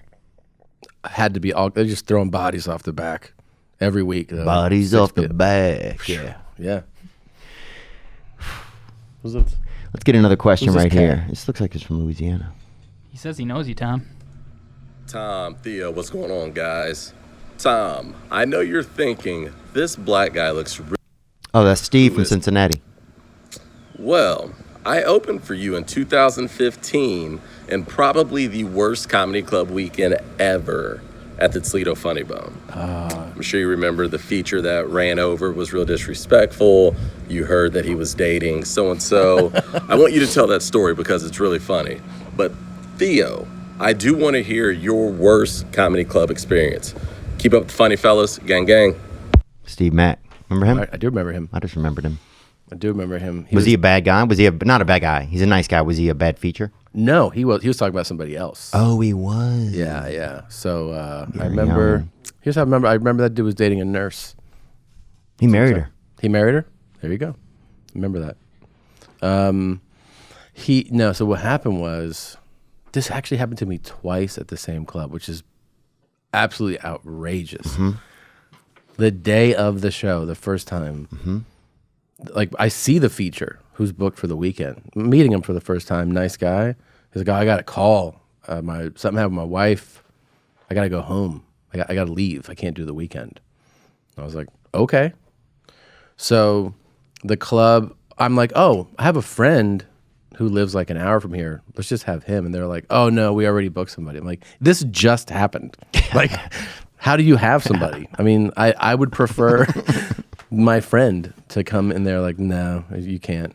And I guess I didn't have the juice, or I didn't make it. I wasn't like calling agents and managers, but I was like, I mean, I really would prefer this. No. Yeah. I was like, okay. So then the guy shows up who they told me is working, and I'm like, okay, nice to meet you. I kind of heard of him. He was nice. And then was it Gary Owen? No, it was not Gary. But he goes up there, and I'm not kidding you. Like at a certain point, I forget, let's say like 20 minutes in or something, like, how long is he doing? And they're like, I don't know. I'm like, whoa, that's how this works. Like, I need to know when this, you probably light him soon. He does 45 minutes. No way. In the middle spot. And I was like, and for people to know, like these clubs, it basically goes 10 MC, 20 middle, 45 to 60 headliner. That's like, so the middle act just did like 45 minutes. And he does like a 15-minute merch pitch. Oh. Like when it starts, I'm like, all right. And then it continues on. Like he has bits about it and then wraps up, then mentions it again. I was like, Jesus Christ. So it becomes apparent that like he is a big merch guy. Mm-hmm. And the weekend for Josh him, Sneed? no, but he does have a really good merch business. Because he has a good merch business. That's the only reason I say that. It was He's a I nice don't- guy. Yeah, he's a super nice guy. And I don't want to like Right, okay. trash the guy, but it's not him. Right. But anyways, this guy's whole weekend becomes about like selling his merch. Right. And he has like, they're bringing in like carts with boxes, and I'm like, this is for the middle? Yeah. And like Baby setting up- rattles, TNT. You're like, what is he selling? And then every show, I'm like, yo, man, like how, like, why don't you cut down your time? I don't need you to do 45. Does like 30 one show. I'm like, what are you doing, man? So it just becomes this ridiculous thing. And then a couple days into it, we're all kind of talking about it, staff, and they're like, oh, it's because he dates the manager. Oh. And I was like, oh, okay. So that's why she didn't let me bring somebody. And I was like, all right. So no shit. The next year, I show up and they're like, the middle can't make it. And I was like, okay. And I was like, here's what, and they're like, we already put out an offer to like 6 people. I'm like, what are you doing? Like, why? And I already know that, like, You know what's going on. I know what's happening. I go, okay. I go, well, here's what we're going to do. You already have your offers out to people. That's fine. But whoever you choose can't sell merch. And she goes, no merch? And I was like, nope. Sorry. I don't let my guys sell merch, which I do. Right. But I just know that she was like, She's in the merch biz. yeah. So I was like, yeah, whoever it is can't sell merch. And she was like, her head dropped. And she was like, okay. Her history dropped. The vision of her children eating that month dropped And, on oh, her head. man. And then the same guy shows up. I'm like, No. oh, what a fucking crazy coincidence. Wearing the same clothes or different? Same, different clothes. But he was like, moping around. Oh, yeah. I heard I can't sell. He's wearing like 70 shirts. Yeah, he's like asking people outside, do you want this?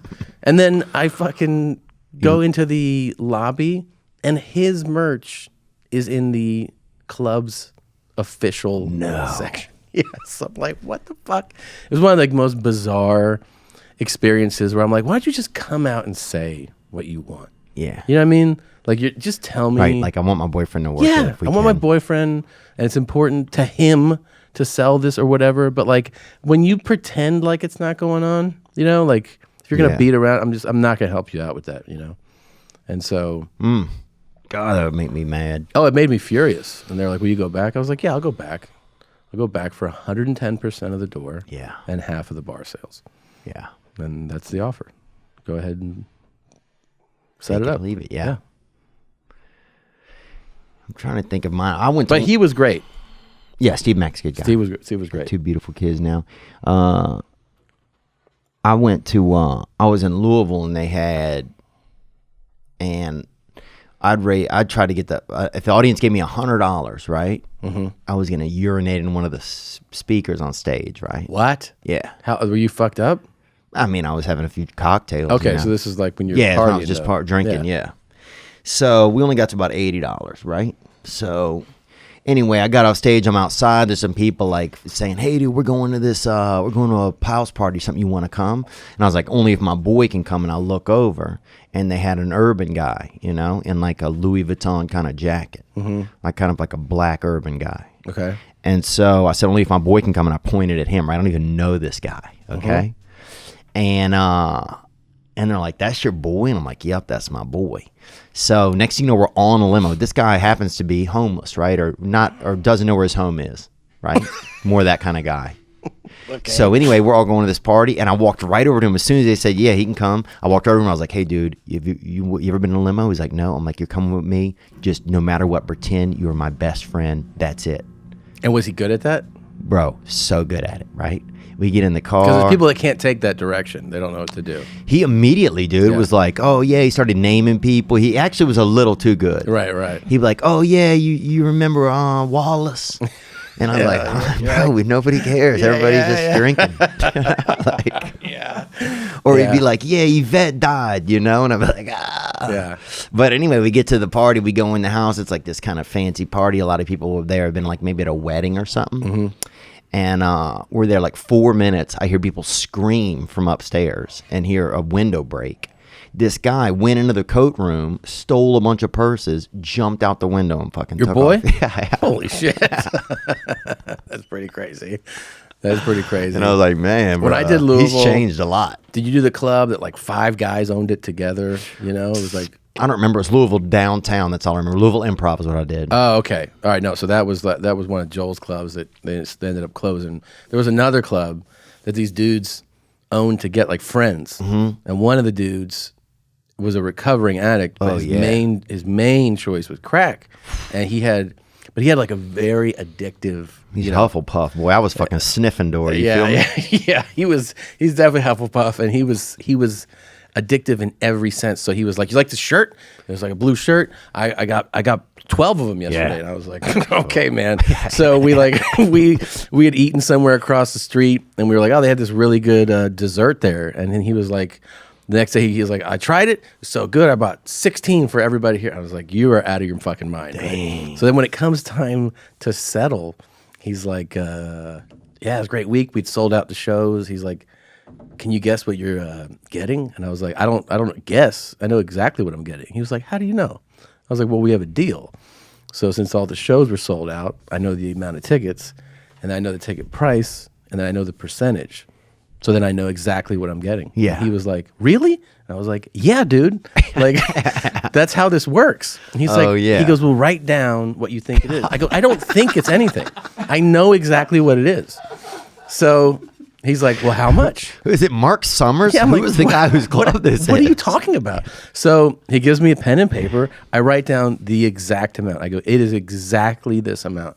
And I show it to him. He's like, "That's not what I have." I'm like, "Then you made a mistake. You're wrong." And so he's like, "I have this." And I'm like, "Nope." So then he's like, "I got to call like Sandra." I'm like, "Okay."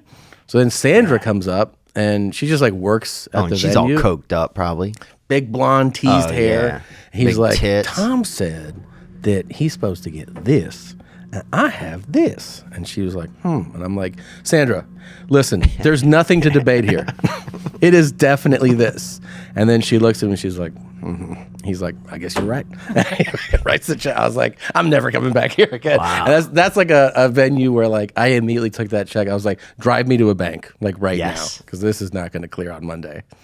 Dude, I did I did a casino one time, and I felt like I'd offended people on stage, and they gave me a check after, but I was worried it was over the weekend that they were going to Like cancel it? So the whole weekend, bro, I ended up staying at the casino an extra 2 days and just doing nice stuff around the building. What city were you, or what area? Somewhere in, I think, Michigan or something. Yeah. Or Minnesota. Minnesota. Just like milling around, just doing nice You think you things. offended them? Yeah, I just think that maybe I didn't do the right amount of time. I literally haven't been on stage in like a month. I don't know what had happened or Yeah. something. And I got up there and I was like, "Oh, I got this," and I did not have it, right? And it was rough, and it was like their banquet. It was like their employee banquet, and it was like, I just felt like I ruined their whole vibe. So I got to move my flight and stayed there an extra 2 days, and just like was nice around town and like That's hilarious. nice around the building, hugged people, took pictures, and just shook hands and shit. I did a shitty, like one of the shitty casinos in Vegas. This is before I sold any tickets, and I was middling there, and I made fun of one of the dudes and the venue. But this is like a shitty place, not like a strip casino. And he was like, "You can go home. Like, we don't need you for the last show." I was like, "What?" He was like, "Yeah, man. Like, we don't need you to, if you're gonna be like that." And I was like, this wasn't like it was gonna disrupt my week. I was like, oh, I felt so bad. I bet that would hurt my feelings. Oh, it definitely hurt my. And then the headliner stood up for me. This dude I didn't even know. He did? He was like, "He's got to stay. He's got to stay." And the guy was like, "Could you not make fun of the fact that this is a piece of shit?" I was like, "Yeah, okay, sorry, man."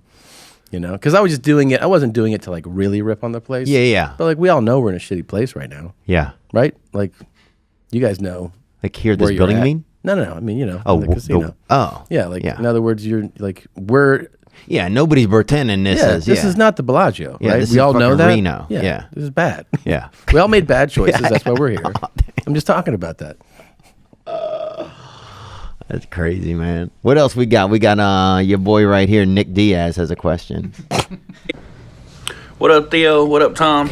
It's your boy, Daniel Javier Fitz in Yuma, Arizona. I gotta ask, I know Tom's new lifestyle probably doesn't allow much fast food, but McDonald's or Burger King?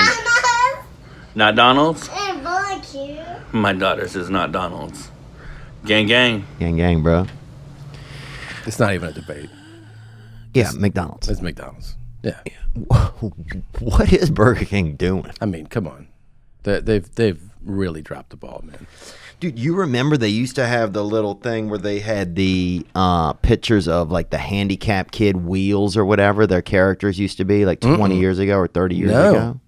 They used to have a picture of a handicapped kid. Yeah, the McDonald's Kids Club and like all of their group like. Oh, you thought you said Burger King. Oh, no, this was Burger King Kids Club. Burger and it was King like, Kids here's Club. Radar, you know, and it was like a tall, like black guy with like his name was Radar? glasses or something, you know. And here it was like, here's Wheels, and it was like a handicapped ginger. No, I don't remember that at all. You know, that used to be their whole thing. It was like this kind of McDonald's Kids Club. There they are. And yeah, they had the handicapped ginger right there. Yeah, like Santino in the chair. Oh, definitely, very much. Those are the good old days, though. Do you like Burger King? You know what? I didn't mind their dessert menu like in the probably early 2000s, but I don't like anything they have now. I never liked the Whopper. Yeah. No, Who ate it? I mean, dude, like, you know, look, if you have no options, you're gonna, you know what I mean? Like, so there's certain road trips where you're like, we gotta eat eventually, like some point, and you pull off, and there's like one place, and a lot of times you just settle for whatever's fucking there, right? But I mean, if you have options, Yeah. come on, I'm take McDonald's over that shit every time. Yeah, Burger King had that chicken Their sandwich. fries suck. The chicken, the fried one, the breaded one, was good, right? It was so good. Yeah. The traditional chicken sandwich, I think it was. And yeah, some of the other choices they've made have just been extremely downhill. The King, that was like scaring people in their bedrooms and stuff, was their That was advertisement. fucking weird. That was such a Who bad the choice. fuck is that, man? Their ad people should be fucking shot. Unbelievable. Because even now, The handicapped ginger, the scary King. even now though, you imagine what Burger King's marketing budget is. It's got to be just astronomical. $1 billion, I bet. Crazy money, and you can't find a fucking advertising company to get your shit straight. Like, look at what some of these companies do with advertising. It's amazing. Yeah. You know, like they should fucking hire like comedians, somebody to like really like a good comic to get involved with them. But this bullshit, Hey, look at this. A drooling, this guy. it's Saw 5. It looks like a goddamn horror flick. It's terrifying, man. And the burger, yeah, it's known that the burger, they paint the stripes on it. It's not even, at least just say, hey. They paint the stripes on that? Yeah, dude, they don't fucking cook that. What grill do you see at a fucking Burger King, dude? It's two sisters in the back fucking about to fist fight. Have you fucking been there? What's your opinion on if you're taking like the national big name burger people? Five Guys, Whataburger, Shake Shack, In-N-Out. Where do you land? Who do you go with? Wendy's. Wendy's? Yeah. Over everybody? You too? I go in and out. I think it's like a different. Yeah, I don't know. And you're both Wendy's, Yeah. I like In-N-Out because I love they have a lot of Latino employees. and that's what. And gets that's you. my favorite. Yeah, because Latinos always, they're just such a hardworking group. I really like that vibe, you know? yeah. I think they're going to rule In and the Out. world. The training is obviously superior to every other place. By far. The way they treat you, talk to you, even have people like, you know, sometimes you go in a fast food place, you're like, you're a fucking mess. Yeah. Your whole life's a mess. You just know it. And then In and Out, they're like, you go like, what are you doing? They're like, oh, I'm getting my engineering degree. I'm Yeah. just here. And they're like they just look like they have their shit together. You Yeah. know? Yeah, I agree. They're learning. We gotta be reading and doing the fryer. He'll actually be reading. Yeah, like you yeah. used to see on the TV shows. Exactly. You know. But they're primo, man. Yeah. I never thought even to bring Wendy's into the conversation. Really? Wendy's is next level for me. Wendy's is very You too. unique. Really? Wow. Yeah, look at Burger King. And the Whopper always looks like it fucking got in a domestic dispute. Yeah. It does. It does.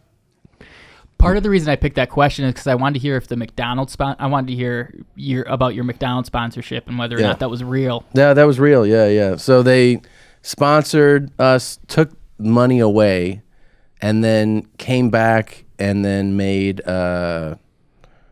Christina also like a paid endorser. So yeah, That's cool. yeah, it's very cool. So yeah, we're definitely a hardcore McDonald's family now. Yeah. And why'd they take it away? They took it away because the first episode that they promoted, we had this guy put a butt plug in a video where he had a ruined orgasm. So he came when he didn't want to because he had a butt plug in and he was fucking a fuck sleeve.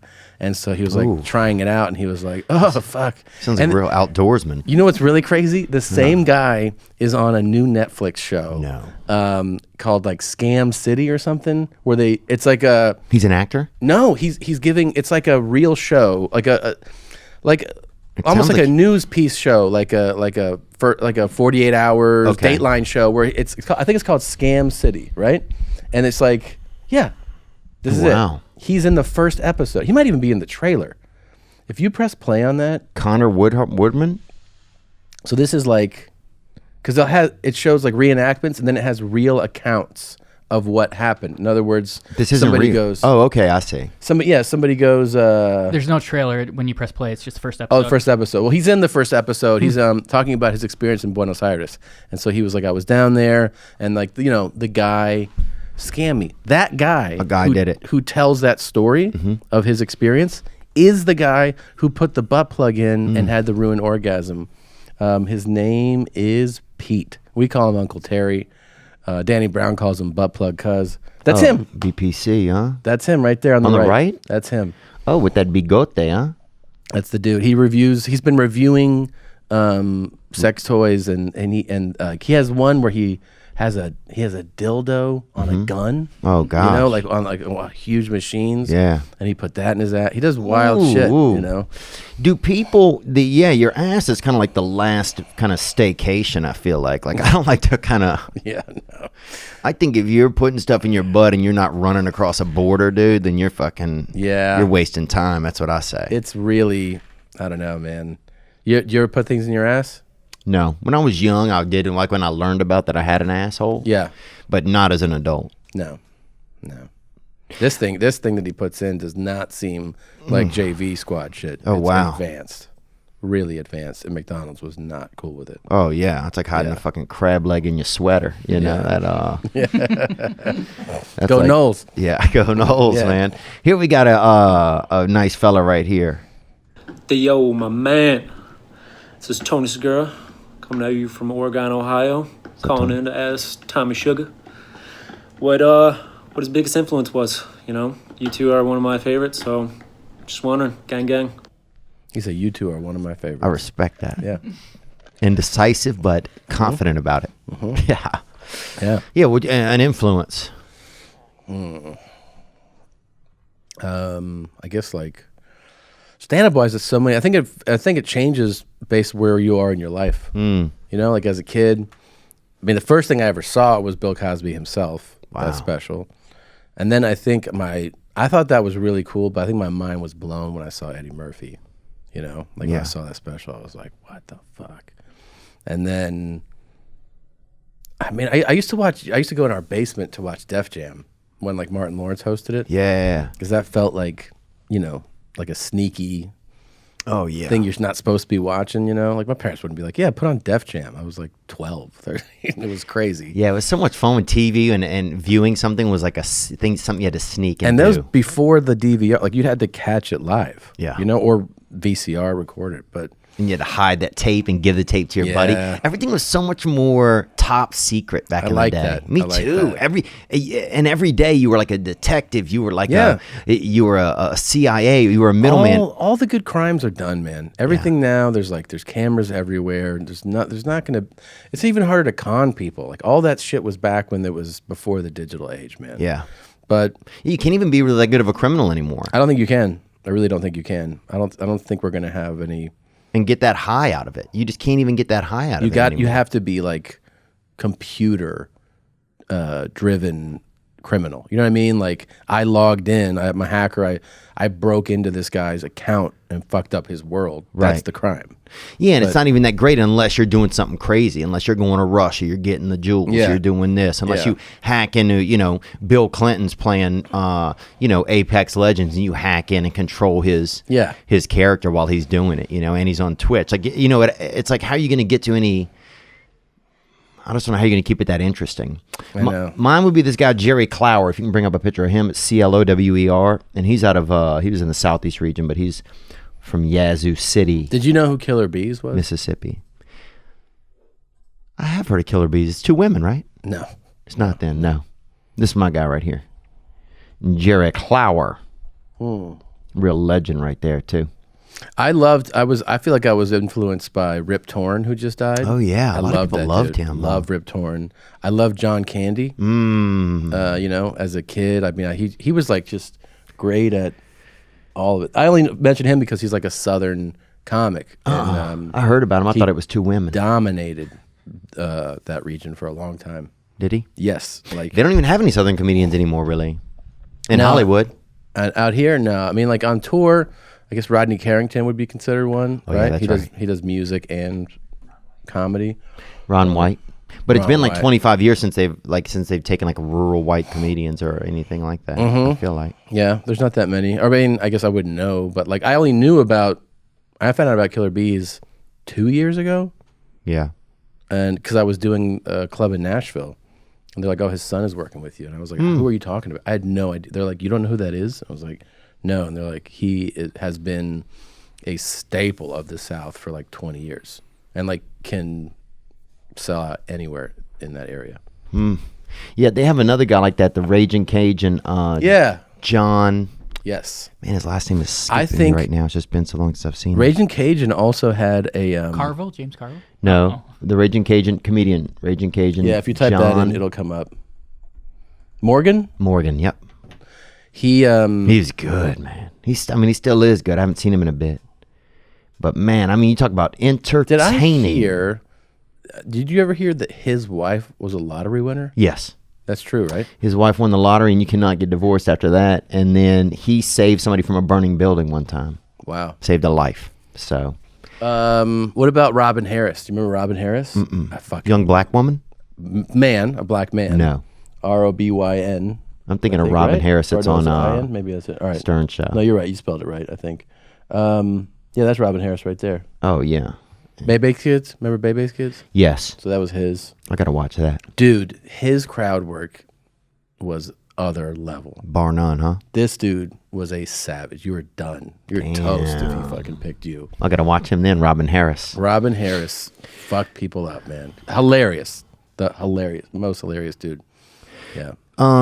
Do you have trouble like things keeping you excited and stuff as your career goes on? Like a lot of the excitement of something, is like the journey of it. You don't really realize that while you're going through it. Yeah. Is it different as you find more success and stuff like that? Yeah, it's a little different, sure. And then you start to go like, well, I think you start to see like there's a point when you're like, I just want to be able to make a living.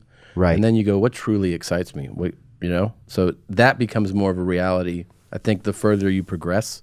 So you go like, what is it what's exciting to me? What motivates me? What is it that I want to do? I feel like it's just being creative and involved in things. In stand-up, it's always about new jokes. Right. Yeah, that's the new thing. Death feels like just nothing new. That feels like I don't even want to be here. Yeah. So I know that part of stand-up excites me. Just, even a new line is enough to carry me through a show. Yeah, isn't that crazy how the feeling that is? That feeling is like that's the feel. Like it doesn't even nothing else. I don't think about anything else than when you have like a new tag. Even you're like, oh man, I get excited to get to that point of the show to try the tag, and so that stuff is that. I mean, the other things, I don't know. Like sometimes I feel like the whole thing has changed. Where like when you start out, it's like people tell you what you want. You want to be on a TV show. I don't know, and like I've been involved in like a bunch of development deals, and I'm like, I don't even know that it excites me to do that. Yeah. I feel like I'm almost like going along with Right. You know what I mean? Like the way that the tide moves on that. I'm like, yeah, I guess, right? You're supposed to. That's kind Right. of what it feels like. Yeah, maybe you're supposed to. Is it cool? Is it fun? Is it worth the time? That's the big one. Is it your story at all that you're telling? Or are you going to have to play a character that's not even... Well, that you start to really value time more. Yeah. Time becomes the greatest of all commodity. Like you just go, man, like, you know, especially like you have a career that's you know, developing and moving along. You have a family and you're like, I only have this much time in a day, in a year, in a week. What do you like? It's so important that you put it into something that you find rewarding. You know what I mean? Like, do you think that do you think that your experience and like your achievement is due to, if you had to divvy it up 100%, right? Would you say like what percent is like perseverance, talent, opportunity? And it doesn't even have to be those three things, but do you think that it's kind of a mixture of things? Do you feel like it's a mixture of things. I mean, it's some of it is natural ability. I think everybody has a degree of ability, right? Yeah, and something for sure. Yeah. But I'm saying, let's say we're talking about comedians. Oh yeah. So we all have a degree of natural talent. Right. Then there's like how much work you put into it, and also like there's just choices you make, choices that are not even about some are about writing the joke and performing, but you just make choices like when to do things, what to turn down, what to take. Those are all like choices that you make. It's not like by chance. You know what I mean? Right. Deciding to do this with your podcast is a choice. Right. You know, you dictated to do that. Right. And then things will happen because of that. So there's those things. Some things are circumstance. And some people are like, oh, then you got lucky. I mean, you know, I don't. Everybody gets lucky a little bit at everything, though. A little bit, yeah. A little bit. But I think it's not that much luck. It's more about putting in work, natural ability, making certain choices. Yeah. I think that's it. And sticking to it. So many people that like I started out with, you know, just people drop out. Yes. Sure, you find that. Yeah, somebody falls in love, or somebody just and all the time we have the conversation, like talk to people. Whatever happened to this person? That and you just go, I don't know. I know. I used to see him at shows, and then I just don't see him anymore. You know, I heard recently it's almost at a certain point like the comedy chooses you in a way. That's interesting. It's like at a certain point, it's like, yeah, this person can live this lifestyle or can do this. Yeah. I mean, I recognize a little bit. Like I'll text with Dalia sometimes, like, man, it's so lonely. Like sometimes you're by yourself and you just had a great show. You don't get to see anybody, and you're like, yeah, man, it's so bizarre. What's your routine like? Let's say you go out now, you do a big show in Georgia, where the guy said we don't do shows for some reason. Crazy, huh? Such a bizarre. That guy. I think the video was also from 1840. That guy sent it in. That's so crazy. He said his wife had just left on a stagecoach. His first wife. But like you finish your show, what do you do? Yeah, I guess I usually do. I guess I just kind of go back to the hotel, get something to eat, and go back to the hotel. Do you like to find like the good place in town? Like, you know what I mean? Are you one of those people or no? I probably should start to get a little bit more into that. Part of me feels like I've been on the road for so long that it's like you've done all the national attractions. You've done, maybe try to find something that's a little off the map. Do you try to stay in the nice hotel? Yeah. These days I try to stay in the nice hotel, even if it's just to treat myself. Yeah, you deserve it. Yeah, it's like I stayed in one place, dude, in Rochester, outside of Rochester, where, bro, you had to walk there from the Days Inn, dude. It was only probably about 600 yards, but there was no sidewalk, and it was on a busy highway. Yeah, we've all stayed in these places. There's no sidewalk. Yeah. And if there was a sidewalk, you're almost glad there wasn't, because who would put a sidewalk right next to this fucking highway? It's crazy. Extremely dangerous. I have so many bad hotels. The hotel or the motel where the door opens just into the, to the parking lot. And this doesn't feel good. Yeah. I stayed in a hotel or a motel in Oakland once where horrible idea. Man, there was out of the gate, man. There was screams going on, and it just everything was just I feel so unsafe here. Oh, that's Ramada. I think you just labeled basically every Ramada. Every Ramada. And then I remember I went to the counter. I'm like, what goes on here?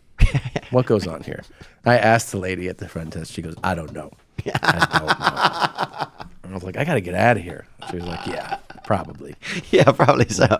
Yeah, I work here, but you should leave. Dude, one night it was like when I was still trying to save a ton of money, and I went to a Days Inn in Knoxville, and I said, look, can I just pay you a couple of hours to sleep on the floor of a room, right? And the lady's like, yeah, that's fine, but my boyfriend's gonna have to sit in there while you sleep. It was so crazy. And he did? Yeah, and I paid him like $40 and slept in there for like 3 hours. He just looked at you? I don't know what he did. I hope he dozed off. Jesus. I like to hope that he dozed off. Wow, she set a monitor to watch you sleep. I think she was nervous about it, but she wanted to be helpful, Yeah. That's the thing these days. It's like you can still be helpful, but there's like a level of like risk and uncertainty that comes with everybody. Yeah. That's true. What motivates you? What makes you want to do more? It's funny even hearing you say that, like a new line or a new joke. Yeah. We're talking about a new experience. Like my legs fell asleep in an Uber the other day, and I had to get out, and this black girl was driving, and she was pissed that I wouldn't get out. And I'm like, how did your legs fall asleep? I have bad circulation. Really? In my legs, yeah. In my arms, I can do almost anything.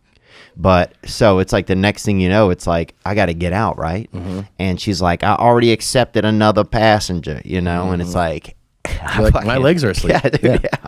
And she's like, well, you're the first human being that's ever said this to me. No, she's like, she goes, if you knew you were going to be handicapped, you should have brought a wheelchair. And I'm like, this is, it's almost at that point unsafer to be in with this girl, What right? do you do? Fucking got out. Just jumped out, like hands first, like a fucking... And then pulled yourself up? Yeah, scooted. You scooted Like up. I'm not a fucking bitch out there. And then how long did you say on the sidewalk with your... Probably 2 minutes. Actually, probably a little longer because I got on my phone. Okay. And I didn't even realize that my legs had kind of woken back up. Mm-hmm. But This is a frequent thing that happens? I would say it happens to me if I'm doing like a stool or something, going number 2, or if I am... But that's where it's common. But you also were just sitting in a car. Yeah, but this lady, I think the seat was, I would say it was aftermarket. Mm-hmm. So if I can had it just cut off the circulation. And it could have been part of her move. You never know. Okay. I'm out there. It's an unlit area. Mm-hmm. Couple of fucking, papas pop out the trunk and get you. Not a bad move, really. Yeah. You got the crossbar within the seat that cuts off people's circulation. They get out, can't walk. Right. 2 guys get them. Standard. Yeah, pretty standard, bro. Yeah. That's called the Cincinnati fucking shuffle, huh? Uh-huh. Ask Gary about it. He knows. Oh, I'm sure Gary knows, dude, if he would ever answer my calls. Any other questions that we have, Nick? Just 2 quick Patreon questions before we get out of here. Mike Nucci asks, what are some things that make you irrationally mad? For me, it's loud chewing noises. So, Tom, what makes you irrationally mad? Irrationally mad. It's a good question. Olives. Oh, you hate it. Fucking hate olives. All? Huh? All? Oil? All olives? All olives, yes. But olive oil is fine.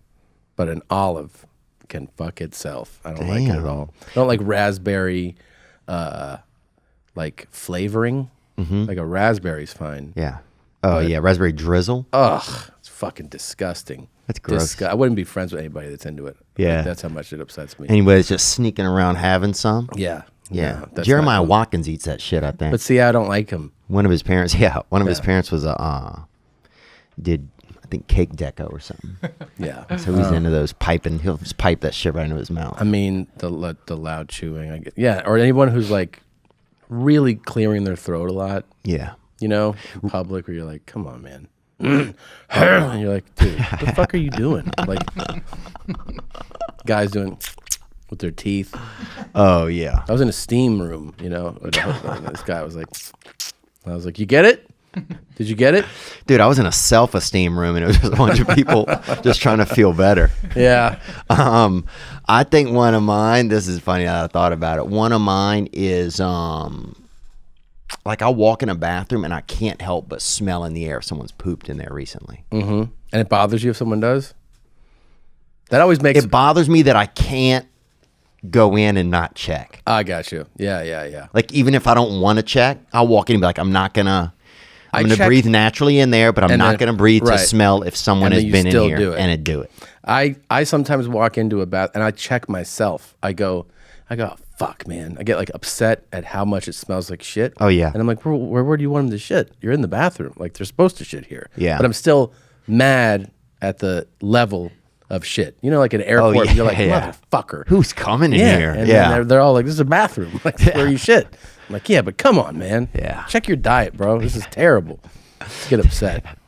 Yeah, I wonder if there's like certain bathrooms because like certain people come from certain parts of the country where there's more of a thoroughfare. Every international terminal. For yeah. sure. You start mixing different cultures of different shits in there, and you're like one of the big ones. Holy cow! What would man. Dr. Drew say about that? That's what I want to know.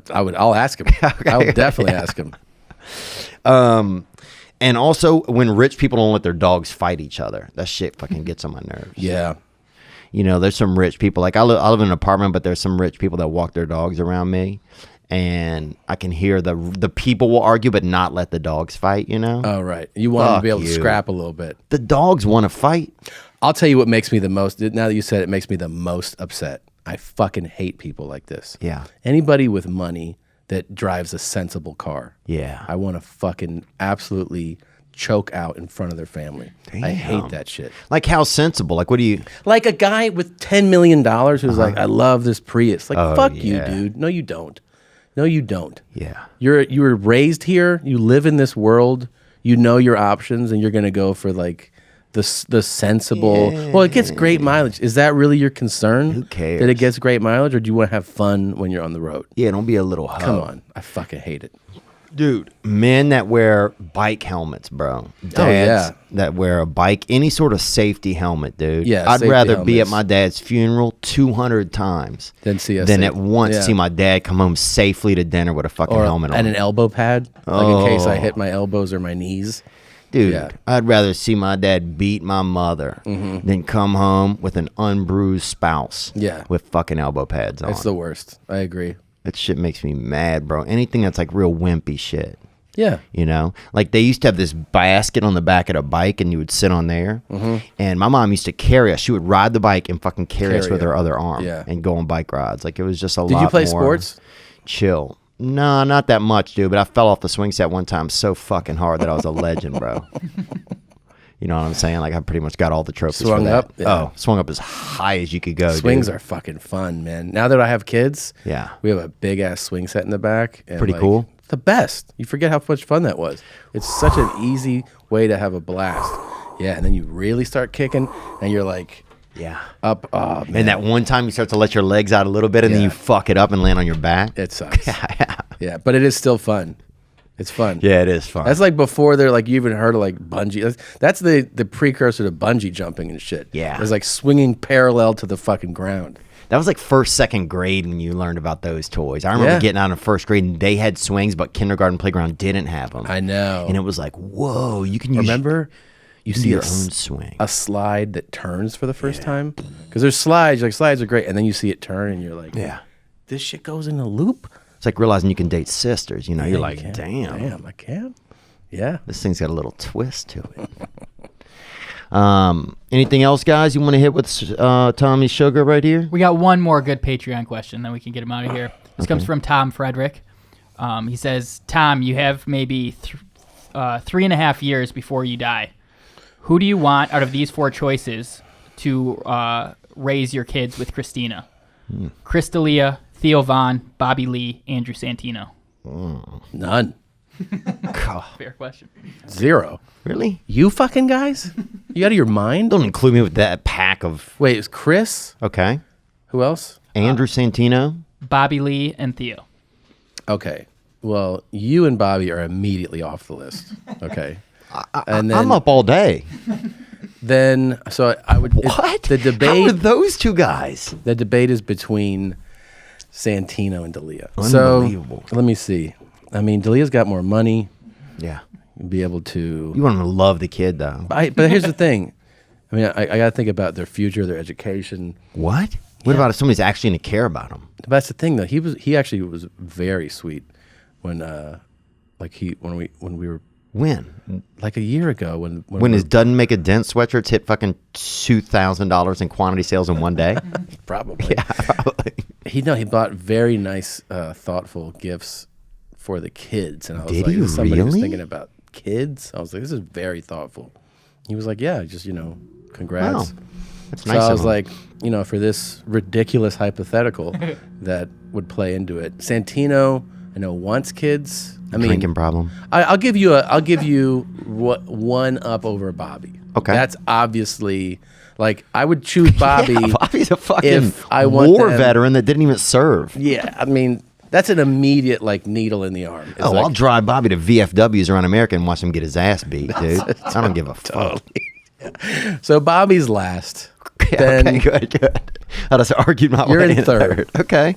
And then I think Santino, I think he's a little bit of a unpredictable. Yes. You know. Unpredictable father. That's going to be his. Yeah.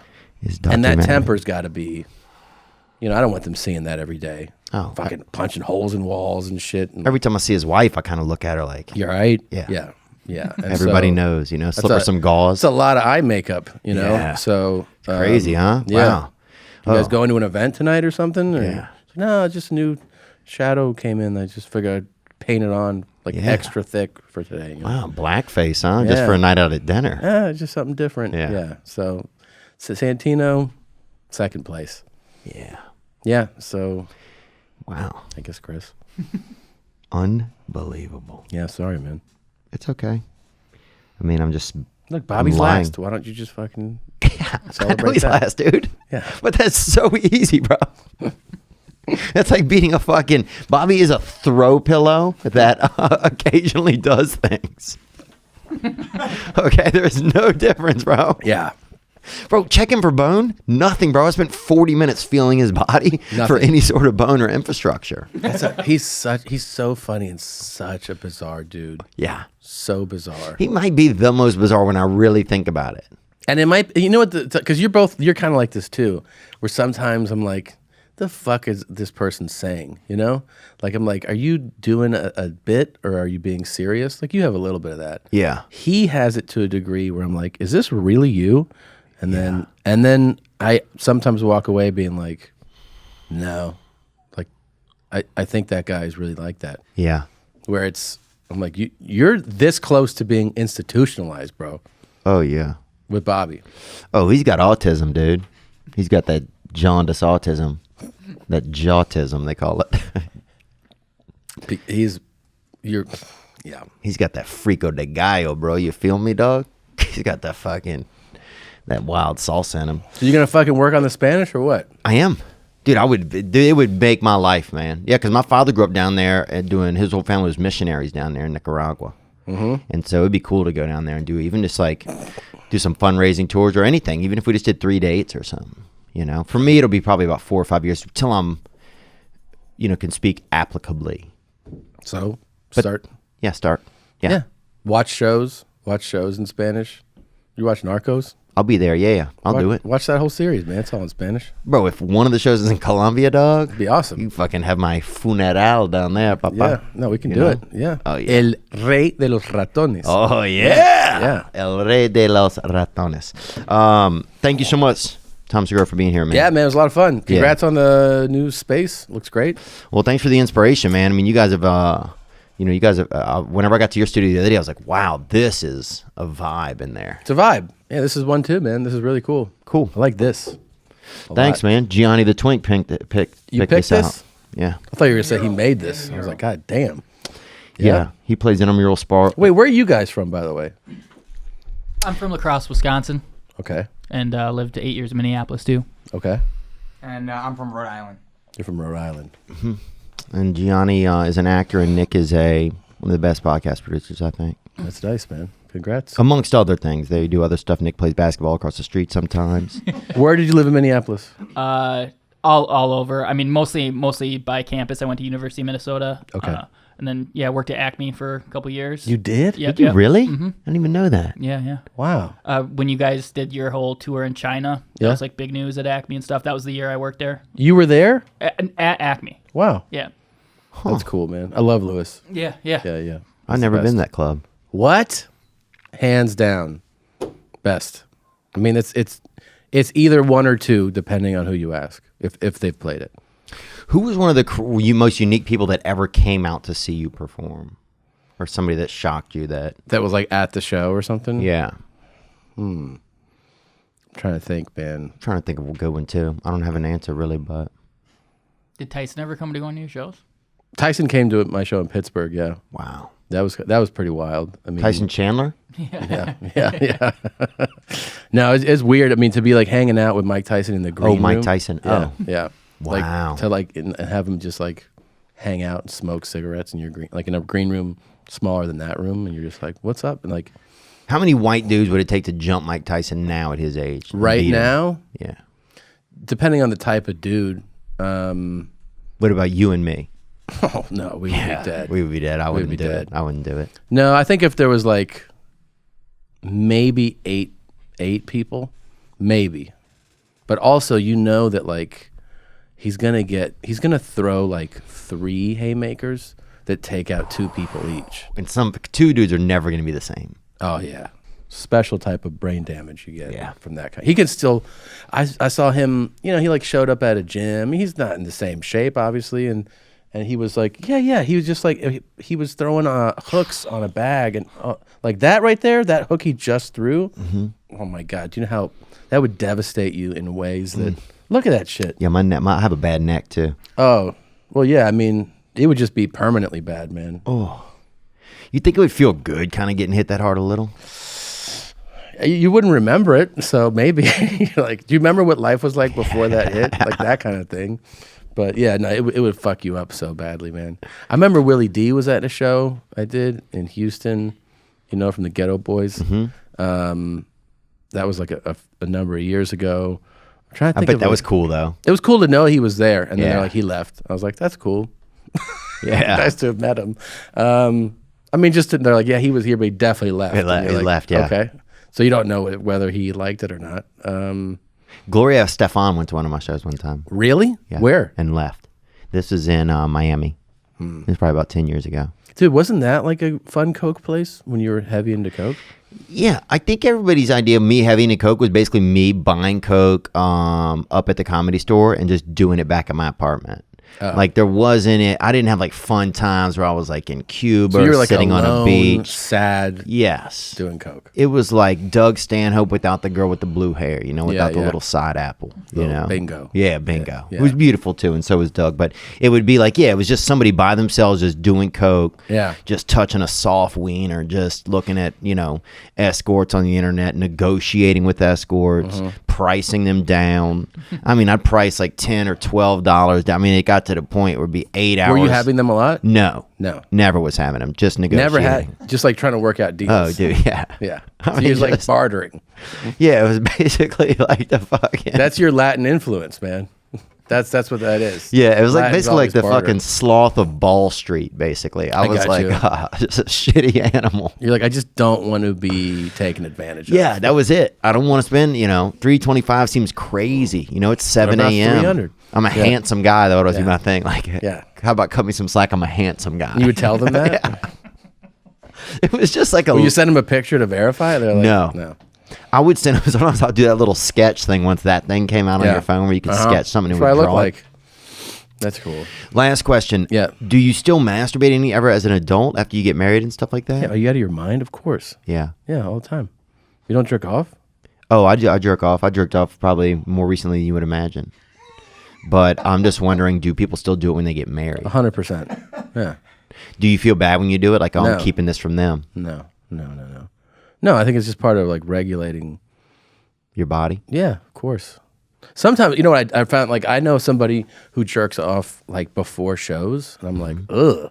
For me, that's like a knockout punch. That's like So Louis C.K., I feel like. well, that's during the show. But like, I feel like before the show, I want as much energy as possible, right? Yeah. Like, I like the Oh, pre-show yeah. workout. I like to go to the gym. If the show's at 7, I'm in that hotel gym at like 5. Yes. So I feel alive, and I want to do my show like that. Jerk off and go to a show? No. That's insane. Now, after the show, that's great jerk off time. Yeah. Yeah, back in the hotel, like when you really want to. Yeah, like, I do can that. Sleep in. It's that bad habit, that jerk off then. Really? Yeah, remember all the times? I think it is. It's the bad habit. Yeah, jerking off late at night and looking at pornography. Oh, okay. That Coupled become a with- bad habit. If you do it all the time, yeah. Yeah, I don't like jerking off. I don't like seeing myself ejaculate that much anymore. You don't? Nah. I used to not mind it, and You now used to I like mind watching it? I wouldn't watch all of it, but I would watch like right in the beginning. Yeah. You know? You shoot big loads? What, bro? Do you shoot ropes? Like, what do you got? What, dude? Is it small quantity? You're not like a dribbler, are you? I mean, dude, I ain't no fucking Pete Maravich. You know what I'm saying? I shoot bro? fucking loads. Whoa, really? I'll show you. No. Yeah. Let's line up. If we stood at the fucking end of this table, and I'm backed up even a couple days, I'm getting distance on this table. No, you're not. Yes, I am. Wow, that's incredible. Yeah.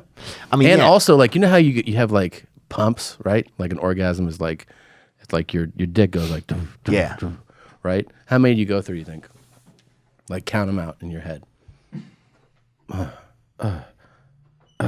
6, 7, 8, maybe. Yeah. The last 2 are weak, though. You got to be in my body to feel them. Yeah, exactly. Yeah, I'm like on a bad day, 12, 13. On a really strong day, I'm up to like 16. Yeah. Oh my God, man. I went to a doctor about it. That's crazy. You know what he told me? What? You're lucky. Yeah. You're a lucky guy. Just shut up. Yeah. Don't tell anybody. Yeah. Damn, bro. Bust nuts, dog. That's crazy. I mean, I bust them too. I bust probably, pretty good nuts, but I don't think I'm going to win anything. No, I'm winning. I'm winning championships. Yeah. Yeah.